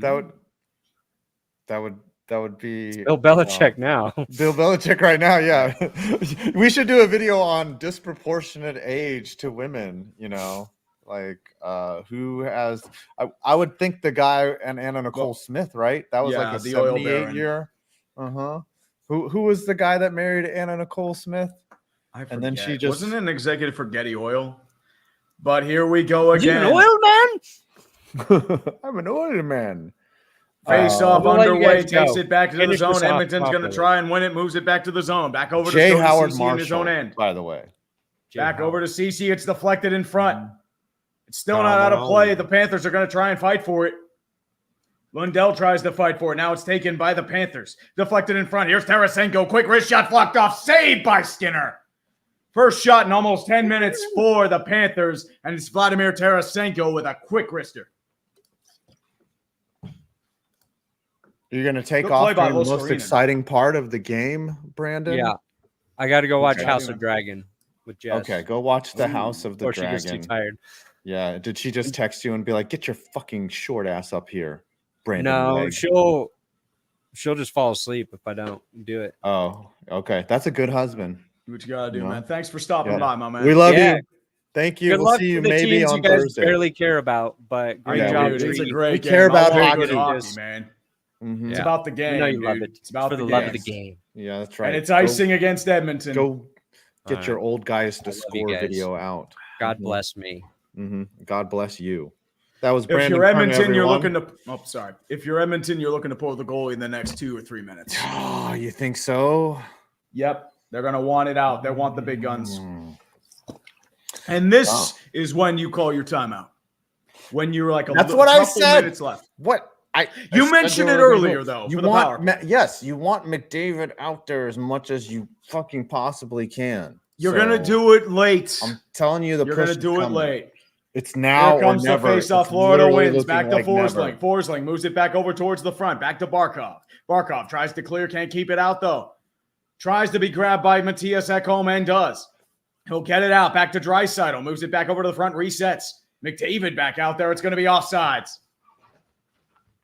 And we'll have to do it again. High drama coming, boys. All right, High Katie. drama. Have fun for these last 5 minutes.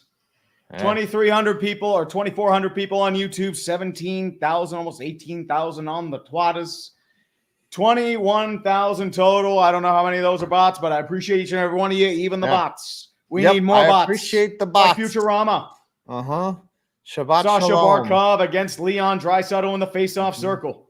Still scrambling for it. Still fighting. Verhaeghe comes up with it in the end. Moves it back over far side. Scramble for it in front of the Ballards. Reinhardt has to join in.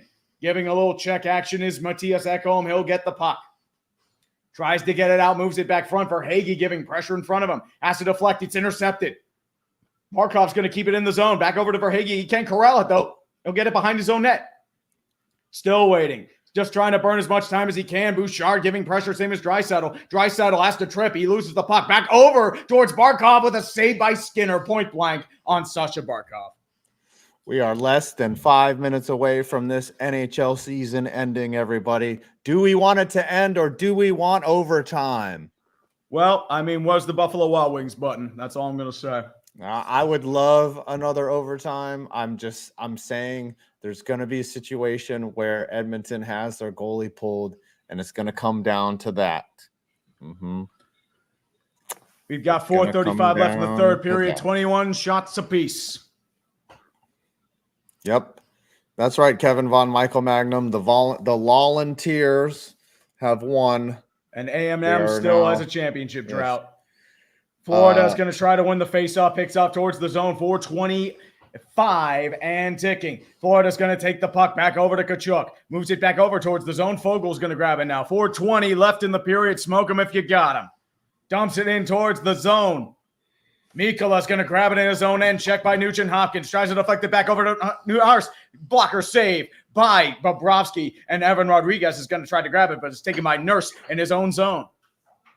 Takes it back over to Broberg. Broberg moves a far pass over towards Nugent Hopkins. Tries to clear. Can't get there. Martin Torres is going to grab it. Tries to grab it. Still moving back into the zone. Taken by the Oilers. Back to Nurse. Nurse moves it back into the front. Jukes one defender. Can't get it out, though. Quick deflection. And Bobrovsky's down. It's going to be blocked. Still holding. Moves it back. Blocked in front of the net. Bouchard still waiting for it. Has to block again. Still moving back. Deflected out in front. Bobrovsky is without his blocker. Just to let you know, and the Panthers are going to clear it. 3:30 and ticking. Stick. It's going to be icing, though. But Bobrovsky will get his stick. Wow. Bobrovsky is solidifying his case as the Conn Smythe winner with his performance in this Game 7 right now. He is everywhere. Slipped right there. You're waiting for the opportunity. That's tremendous defense. Great block there by Eetu Luostarinen. That saved a goal. Let me see this. Wow. Right pad save there. Gets knocked over by his own guy. Loses his stick. Wow. 3:29 and ticking. Lundell with the faceoff. Back over to Ekholm. Bouchard back in. Tries to clear it back into the own zone. Florida's lost another skate, and it's actually going to be a face-off once again to the right of Bobrovsky. Dude, another lost fast twitch muscles being able to extend out, kick the pads out. With basically and Bouchard no with the key block by Luostarinen. Yeah. Remember that block. Fucking Bobrovsky is elite right now. Oh, look at him try to get back over into his net to make that save. Oh, Edmonton wins the faceoff again. Back to Bouchard. Quick wrist shot blocked off. Panthers are going to try and clear it out. They do not. It's going to be taken back by Draisaitl. Back over to Ekholm. Quick shot, one-timer. Blocked off and wide. Oilers keep it in the zone. Bouchard takes it. It's going to be intercepted by Verhaeghe. Verhaeghe with speed down the near side. Tries to get it out. Bouchard's still going to recover, though. It's blocked off. And Draisaitl's going to have to recover. 3 minutes and ticking in the third period. Connor McDavid back over to Draisaitl. Draisaitl skating with fury back over to McDavid. McDavid back over to the front. Back to Draisaitl behind the net. Moves it back far side. Flicks it over to the other side. Back over to Bouchard at the point. Moves it back in front. Tries to deflect it. Shot high. Bouchard. Barkov tries to clear it out back in front. McDavid moves back in front. Ekblad giving pressure in front. Tries to get it out. McDavid moves it back over to Draisaitl. Draisaitl in front over to Bouchard. Quick one-timer blocked. Back over to Draisaitl in front. Moves it back over to Bouchard at the point. Still waiting. Tries to get it open and can't get there. Moves back to Draisaitl. Draisaitl over to McDavid. Tries to juke one defender. Reinhart back into the second time. Quick deflection. And it's blocked up in front of the net. Still scrambled for it. Moves back in front. Still scrambling for it. It's cleared in front of the net. And Reinhart's going to clear. It's not going to be enough for the icing. 2:05 and ticking. Full line change coming up for the Oilers. Here comes the goalie. Come the Oilers. Here's Ryan Nugent-Hopkins. This is when the goalie pulled. He has to deflect it right now. Charging in front for the front. Mikola's going to grab it in front. Still moves it back in front over to Tkachuk. 3-on-3, clears in front of the net. They're going to have to clear it back. Still moving in front. Taking back in front. Reinhart Bandit charging. Moving in front. Oilers all over the place. Still going back. McDavid in front of the net with Fogel. Fogel moves it back in. Check in front of the net. Back off sides. And a glove save by Bobrovsky. And they called it offsides either way. Here it comes. 1:35 in the third period. See a timeout, and then you're going to see Skinner on the bench. That's got to be what happens here. Yeah. Knuckles has got to call the timeout, or Knobloch or whatever his name is. Knuckles. He's got to fucking Knuckles. That was a big play, nearly deflected in off Ekblad's stick, and Bobrovsky was in the right place at the right time. Uganda Knuckles has got to call the timeout. And then you don't know the way. McDavid on the bench. They're going to hold him there for the time being. Ken Holland, the Czar in Edmonton. Jeff Jackson to his right-hand side as well. They're probably calling the timeout, letting the bench roll. I cannot believe that they're not pulling the goalie right now. At least they're calling the timeout. Give it time. I told you. They don't want to risk it. They call their timeout. Yep. Here we go. Oh, they're going to drop the Stanley Cup is being shown. One of these teams will be raising that 35-pound case of sterling silver. and it will be the greatest 35 pounds they have ever lifted. They're fighting. This is what it's all about, kids. 2,600 people watching right now. 135 left in the third period. Hold on to your fucking butts. What's that guy? And the Edmontonians are there too. We got the madness going on right now. Philip Proctor. What's his name again? Philip Broberg. No. The guy who is the cup. He's the keeper of the cup. Phil. I forget. Another timeout coming up. Phil Pritchard. God damn it. Phil Pritchard. I've done videos on him. Why did I not remember? It's because I'm a stoner. That's what it is. Okay. Skinner's still waiting back behind the net. It's in the neutral territory, which is why he's not pulled. All the madness in Game 7. This is what it's all about. Draisaitl in the faceoff circle against Sasha Barkov. Whipsack into the zone. Edmonton will clear. They won't win the faceoff, though. Bouchard will have to dump it in. 1:30 and ticking. Ekblad gets it back in his own zone. He'll clear it out of the zone. They're going to have to try and clear it. They can't, though. Lusterinen will get it now. Moves it back over towards Sam Reinhart. Reinhart back in front. Still waiting. Deflects it back, picked off, and deflected at the line. 1:13 and ticking, and now Stuart Skinner's rushing for the net. The empty net's coming on. T.S. Ekholm still waiting. It's intercepted. Tries to deflect it. Gets shot wide. 1:03 and ticking. Evan Bouchard back in front. Tries to clear the zone. They can't corral it. McDavid's going to take it. Tries to clear it back to Barkov. Drifts in front of the net. Can't get there, though. No icing call. 50 seconds and ticking. Evan Bouchard tries to reset. Still taking their time. They've got plenty of it. Dumps it back into the zone. Ekblad moves it back in front. Deflected by Hopkins. Still in front. Taken back over to the frac. Rodriguez tries to grab it. Can he get there in time? No, he can't. It does. Back in front. Moves back over the side. Back behind the net. Back over to Tuchuk. Blocked in front. 28 seconds and ticking. Rodriguez flicks it back over. Deflected wide. 25 seconds and counting. Edmonton's going to have to press hurry. 20 seconds and counting. Evan Bouchard moves back over to the front. With speed comes Leon Draisaitl, dumps it in. Moves it back over to the front, still scrambling for it in front of the zone. 10 seconds. 9. Still going. Scrambling in front for the net. Still kicking for it. 5 seconds. 4, 3, 2. There's going to be no shot. The Florida Panthers, for the first time in franchise history, have overcome the memes. They have avoided madness. The Fox are flying in Sunrise. The Florida Panthers are Stanley Cup champions in 2024. Hey, it looks like the sun's going to come out tomorrow in Sunrise, Florida. Congratulations, Florida Panthers. You fought off one of the most epic collapses on earth. Good job, buddies. Good job, little buddies. You didn't choke like Kyle Shanahan, you little fucks. As I said, it's very hard. Very, very hard to win 4 games in a row. But the Florida Panthers, after decades of incompetence, ineptitude, terrible management, you had Mike Keenan as a GM for a bit. You had that analytics stage in 2016, Trocheck being tripped, and then Dale Talon coming back and giving up guys like Jonathan Marchessault and Riley Smith in the draft, Bobby Lou slowly dying off.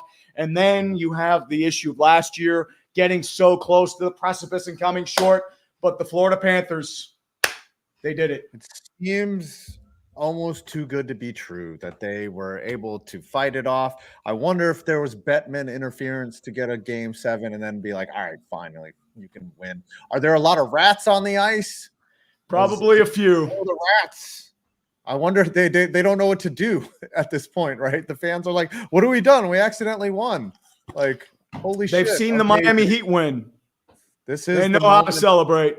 Yeah, this is amazing. This is an amazing moment for the Florida fans. There were times when this team was talked about getting relocated or at least even contracted. Yeah. And now here they are hoisting the cup in their what season? Is this their This is over the 30th season. I think it's their 31st. Yeah. Congratulations. The handshakes are coming out. The rats are flying. There we go. There. I see them now. I see the rats. McDavid, he'll get his cup. Don't get me wrong. McDavid will get it eventually, but not this year, everybody. There's a drone flying around, little drone cam on the ice.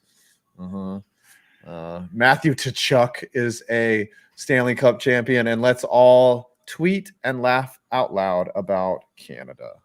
LOL at Canada. I'm going to tweet that. Yes, indeed. Congrats to the Florida Panthers. Wow, great call, by the way. Amazing job tonight, Tree. We had at peak now 22,000 people. We had 2,400 on your channel, 400 plus on Dumpster Fire, 18,000 people, sex bots on Twitter, and then 644 on mine. So thank you all. What an incredible stream. I feel bad for Henry. I mean, but I do have an Oilers fan who requested in. This is Alex McFarland. He is. I've been on his stream a couple times, dude. Hey, what's up, I'm so sorry buddy? about your Oilers, brother. Yeah, loss, I mean, they played the story pretty much exactly like 2006. If you swap the Game 3 Florida win for the Game 4 Carolina win, this is exactly Groundhog Day 18 years later. Holy frick. Man, it's tough to win 4 games in a row, dude. No, yeah. I know. The worst part about it, I'll put this into context. So last time we made the Stanley Cup final, my only memory of that 06 run was the Game 7 loss to Carolina. That had to stick with me for the next decade because we sucked ass afterwards. So, like, this is the furthest run we've had in 18 years. I'm still appreciative of it, but man, it just sucks to end this way. Yeah, as a fan, as a diehard, you got your jersey out, you're ready to celebrate, and unfortunately, it didn't turn out that way. This loss, unless you win next year or in the next 2 years, probably going to haunt you for a while, brother. I feel bad. I feel bad. I feel your pain. As a Rangers fan who has tasted a lot of defeat, like I know how that it's worse in the finals for some reason. It just hurts you. Yeah, you probably still remember 2014, like Lundqvist being God mode and still couldn't get the cup. No, it was sad. They were just a better team. That's the other tough part for you as an Edmonton fan. It's like you got back, you climbed back into it. You were this far away. You're 1 goal away, and I mean, Rogers Place Game 6 was like I would have killed anybody in the city to be in that arena for Game 6. That was a loud atmosphere on the TV. Never mind in person. An honor, Misty, for you. We raise the Jeebus like the Stanley Cup. I'm gonna jump over the couch for the 300. Sorry, it's original. My question for you, Alex, you've got a big dilemma coming up. Yeah. Leon Draisaitl will be a free agent after next season. Connor McDavid in 2 years. Where do the others go from here? Honestly, like, I think that's the big thing. If we were out in like the first or second round, if it ended like last year did, there's a very good chance, I imagine, that like that might have been it. The fact that we had a deep playoff run says a lot, especially when you're looking at a team like Toronto that hasn't really been able to regularly get over that hump, where they might well be trading Marner. I think this run has done a lot to bring the boys together and give us solid hope for the future. I definitely think Draisaitl re-signs and then it's followed by McDavid. But I did mention Roberto Luongo is on the cup. Yeah, how does that? That's a legacy of failure. Like, I guess that's the one thing that I'm proud about for the Panthers is that that's a lot of legacies of failure personally. Never mind the Panthers' legacy of failure that gets ended tonight. I know the thing too is like a Tkachuk is a Stanley Cup champion too. So wait, first Tkachuk to ever win the cup, if you want to believe it. Keith did not make the cup final, I believe. How does Luongo get his name on the cup? How does that work? I think he has some sort of like front office role. Panthers. Oh, okay. Yes, so he does. I have a question. If you're like on long-term IR forever, like how Chris Pronger was, like, and say the team wins the cup, do you get your name on the cup too, or do they only? If with exemption, like there's certain exemptions that do get etched on the cup, but for the most part, like you either have to play 41 games in the playoffs or 41 games in the regular season, or play in the Stanley Cup Finals. The Penguins have had this example happen several times. In 91-92, there were 3 players who did not play in the regular season, but they played a couple games in the Stanley Cup Finals. Dave Michaluk, Jock Callender, and Mike Needham. All three got their names on the cup because they played in the Stanley Cup Finals. And in 2015-16, Kevin Porter, who was like a fourth-line grinder, mainly AHL guy, played 41 games exactly at the NHL level. He got his name on the cup. And also that year, Pascal Dupuis, who suffered a career-ending injury that year. He played, I think, like 13 games. They got an exemption to put him on the cup. So they can allow exemptions for certain things. So I know Anthony Stolarz will be on the cup because he played in a cup final game. If the Oilers had won the cup, I think Gagne might have been petitioned to add on the cup because he only played 28 games. But you think of what Gagne means for the Oilers as one of the two remaining links to the heart of the decade of darkness. Him and Nuge on the 2011-12 team that would finish dead last for the third year in a row. Those were depressing times. And if we had won the cup tonight, I guarantee you, Nuge would have automatically been on the cup. I'm pretty sure Gagne, they would have petitioned for him because he means everything to the franchise aside from the 8-point night even. I think the thing too, would you have put Calvin Pickard or Jack Campbell on the cup? Pickard probably because he was the backup for most of the year. Campbell, I really actually don't think so. That probably wouldn't have happened because he got sent to the A quite early and then never got called up until postseason. And as a black ace, he never saw any action. Yeah, I like this this one. Where are they going to do the cup parade? Are they going to do it in Miami or in Sunrise? They'll do it in Miami. They will do it in Miami. Yeah. Okay. Anyways, hey, wonderful stream. I gotta bounce. I loved the show, and we'll talk tomorrow about the kid and all that stuff. Love you, brother. Great job. Hey, nice meeting you as well. Nice meeting you too. Sorry about the Edmonton loss. Remember, you might want to don't feel ashamed about how they played. They played their hearts out. I mean, that was a fucking entertaining game 7 objectively. That was worth every penny. That was intense. That is pure. I think it's Bob. By the way. I gotta say Bob or Kachuk. I think McDavid might win it. This might be the first time since J.S. Shiger we see a losing team player get it. Potentially, yes. Possible. All right. Do you think Hyman is a shot? Yeah. All right. Hyman really he didn't produce a lot in the cup finals, so I think it's McDavid solely because he was breaking Gretzky records. Hyman simply had one more goal than Crosby or Ovechkin in any of their playoff runs, but McDavid's doing something transcendent. Yep. And you have the Black Aces out there, Jonah Gadjevich, Spencer Knight, who will be able to raise the cup after all the demons. Spencer Knight, that's honestly an awesome story because, man, battled some demons. So, to see him out there for a cup celebration is awesome. Yep. Definitely, man. But I will say, man, I'm going to take it from here. But, man, as I said, I'm sorry about your Oilers, my man. I'll just say this last thing before I go here. I had this for the watch party in Game 6 against Dallas, and definitely I'm going to do it for the next week or so. It is time to party like it's 2006. Yeah, man. Run came just short, but, man, what a run it was. Absolutely, man. I mean, this final made it worth it to me. Yeah. But definitely. Take care, brother. See you, man.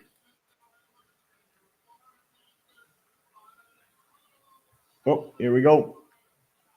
Well, Gary Bettman will no longer have a stroke because the Edmonton Oilers.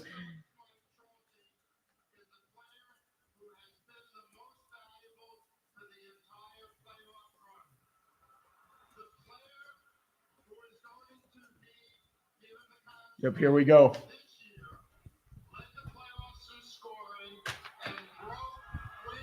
Connor McDavid is getting the Conn Smythe.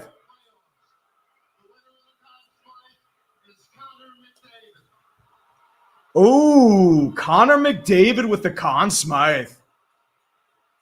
First time that somebody has not won a cup while winning the Conn Smythe since J.S. Giguère in 2003. What a bitter send-off. Connor McDavid had a hell of a performance. And they blurred out the sign. Come on, man. Come on. Is McDavid going to be out there? I don't think he wants to get out there. I don't think they're going to do it. Yeah, they muted the. This is what I do it for. There we go. ESPN, don't fuck this up.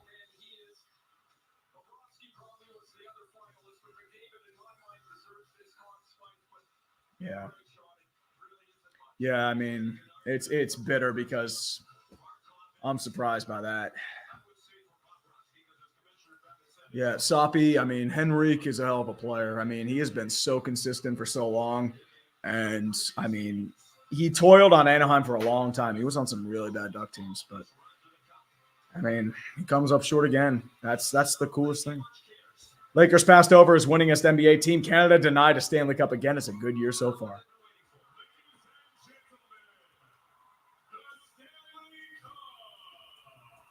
Oh, here's the Stanley Cup, boys. The greatest trophy in sports. 35 pounds of sterling silver. Players fight nonstop for this. The Florida Panthers have gone from the ultimate meme to the ultimate dream, and Sasha Barkov will be handed the Stanley Cup trophy and will raise it in victory. Hell of a season by Florida. I mean, it got scary there for a moment, but they are going to party their hearts out. They are going to South Beach, and they are going to have a mad time. And you know what? They are they've experienced immortality. Dude, get this fucking dude. Stop fucking this up, ESPN.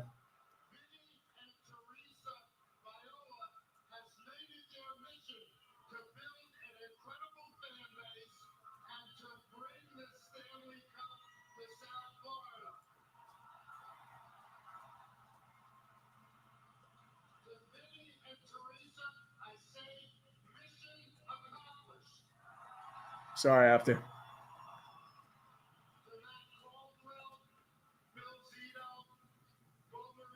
And now they're just talking off nonstop. Connor Akers go up 3-1, lose games 4-6. Have everyone assume reverse sweep and prove them wrong in game 7. It's a Miami sports thing since the Heat did it last year. Yep. Matthew, thanks for coming out, brother. Appreciate you. No Falcon graphic. Panthers are champions.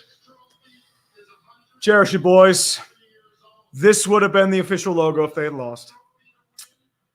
The ultimate meme loses, but we do get other memes too. We get some consolation memes. We get the Corey Perry Invitational. We keep our classic Canadian team not winning the cup meme. We got Connor McDavid carrying a team. But Florida, they earned it. I was scared there for a moment, but they earned it. And here we go. Sasha Barkov shaking the hands of Gary Bettman. The fans will explode, and Sasha Barkov is a Stanley Cup champion. Go get him, man. Go fucking get him. And they are really fucking up this presentation. They didn't even get the first lift. Yeah, ESPN is really fucking up this presentation. Like, they've had a bunch of technical errors. They had like a point where they were just showing the main screen. They missed the opening lift of the fucking cup. Like, what are you doing, ESPN? Jesus.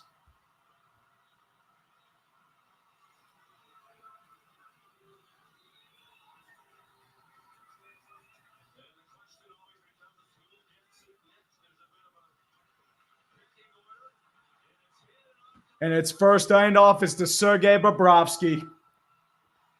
Playoff Bob is no longer a meme. What?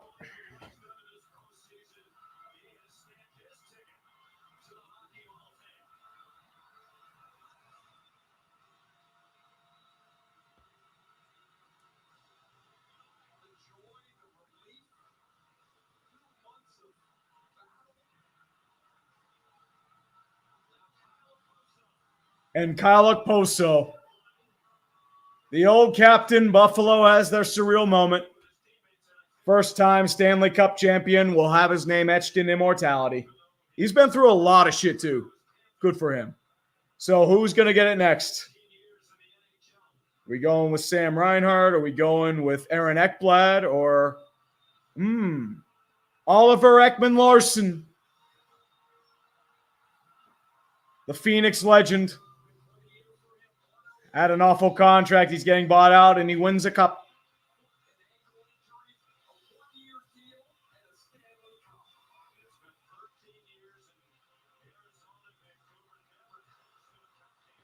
And now back over to Dmitry Kulikov, one of the original Florida Panthers, drafted in 2009, I believe. First time Stanley Cup champion.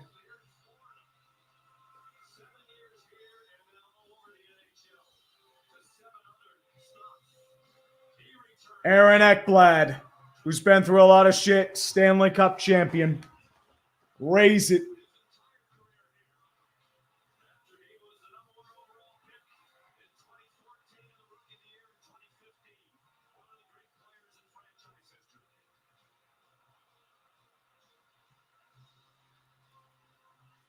Yep, this is it's definitely a moment, man. Congrats to the Panthers. As a Sharks fan, I can at least take solace in another Sun Belt team sticking it to a Canadian team again. Yeah, they're just censoring everything right now. Like, I know you're on ABC, but let them do their shit, man. This is bad. Paul Maurice is a first-time Stanley Cup champion. Sam Reinhart, he's going to get paid the big bucks, and he leaves Florida. If this is his last time playing in Florida, he leaves with a cup. And he's going to get paid. Trust me, man. He will be paid. Go Cats, go. Canadians and hockey purists coping and seething. I mean, yeah, they are coping and seething. You know what? This is all of Canada right now. You are coping and seething. You just can't accept what you're seeing. Yes, you're coping and seething. The truth it is scalding, and now you are molding and coping so hard. Coping and seething.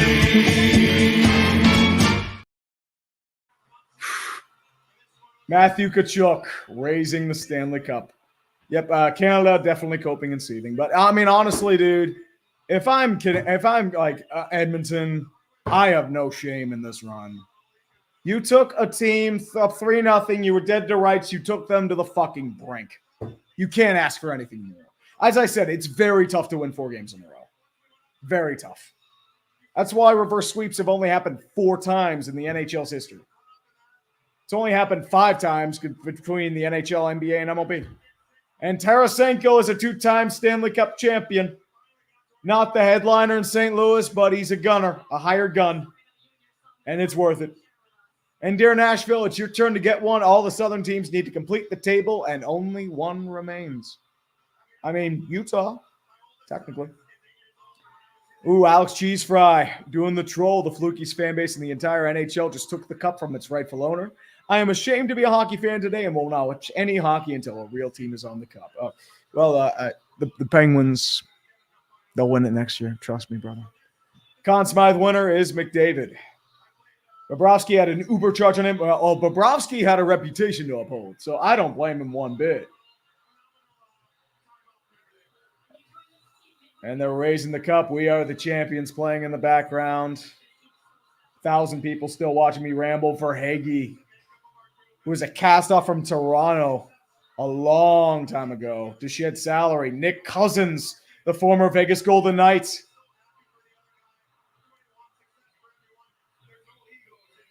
And they raise it. Blake L. Hershey won the Calder Cup back-to-back. Hershey's been they nearly got reverse swept too, but they won their game 7. Did something else hockey-related happen tonight? CAPS. Mm-hmm. And Niles Yenzo, who knew that in the span of 9 months, we see 2 teams win their first titles. I mean, the Texas Rangers was a little more, a little less dramatic. But, I mean, Florida, they saved themselves from ultimate memedom. And Neo Chaos, you jinxed it by showing off their Photoshop. What I was thinking before the game, I'm just going to say, just watch Florida end up winning just because, like, all the momentum's apparently on Edmonton's side. It's just like Florida will pull it off, and that's what happened. I didn't want to say it because I didn't want to jinx that. And the King Barrel Maker, so happy to see the Panthers win their first title. Great to see them overcome that forgettable 2023. Oh, dude, for Bryce Young to overcome it for I was in their way. They made the cup in 2023. And they're going to party now. Ooh, the Oilers were too tired to lift the cup, let alone win. Yeah, maybe. Mario Sobol Jr. Gaming, loved every moment of you commentating this game along 5. Here's to Canada sucking syrup for another cupless year, and my Caps being old fucks, dude. The Penguins are with you, man. We are with you in the same boat. And Jared Russell, former Gopher Oposo wins a cup. Yep. Former Islander, former Sabres captain for a long time. He finally gets this cup. And he's been in the league for something like 16, 17 years. It's crazy. Mario Munoz winning a Stanley Cup after being in hockey hell as Arizona has got to be the sweetest feeling ever for Ekman Larson. And not just that. He was in Vancouver under the Benning era for a couple of years, and they were just dead. He got bought out of his contract. And now he has a cup to his name. He's still getting paid. Good times. Myth19690 is a Canes fan, happy to see Coach Maurice finally win a Stanley Cup after coming up short here in Carolina. Yep, 2009. Penguins dominated him, but then Scotty Walker, Game 7. Coach Beal Basketball 2024 NBA champion Jason Tatum and 2024 Stanley Cup champion Matthew Tkachuk, 2 high school champions who are now, or classmates who are now world champions. Dude, Florida, you've earned this, man. Enjoy it. You're going to cherish this moment for the rest of your lives. Mechanic Simmers 2025 Delusion starts now. The Stanley Cup is coming to Columbus. Who's your head coach? That's what I'm thinking, man. And Nick JK, AO, shout out to you, Tree. This was a legendary call from you, Tree. All you fuckers in chat better subscribe. Dude, Nick, you don't have to say that, man. Thank you for, I wanted to do another one of these streams so badly, and I finally got the chance. This was a hell of a game. Even just doing this is just, it's special, man. Thank you guys just for being here. And Mike Walk 32 is a CBJ fan. Seeing Bob hoist the cup is bittersweet. Yeah, man. Bob, he has an argument for the Hockey Hall of Fame now. He has his cup, couple Vezinas. Like, he was an albatross 15 months ago. Late March 2023, you were looking at him as one of the worst contracts in hockey. Alex Lyon led that team to the playoffs, if you remember correctly. And now he's a Stanley Cup champion. He carried this team in Game 7. It's something special, man. That's what hockey's all about. But, guys, I want to thank each and every one of you for coming. I want to thank each and every one of you for showing up and just shooting the shit. Thanks to Fi for joining. Thanks for Tom coming in earlier. Thanks for Brandon. Thanks to Alex for coming in as guest commentators as well. And the rats are still coming down. The hats are still coming down. Florida is going to make this into a party. But, guys, we have been saved from ultimate memedom, unfortunately. I was looking forward to the memes, but congrats, Panthers will be coming out shortly. But otherwise, guys, have yourselves a good night. I'll see you around. Peace out. And I will see you next week for the NHL free agency stream. Remember, 1 week from now, July 1st, Bobby Bonilla Day, NHL free agency. The legend will continue. Remember that, guys. Peace out. And congratulations to the Florida Panthers, and honestly, well done to the Oilers too. I feel like neither team deserved to lose this game. I feel like both teams deserve their kudos. But take care, guys.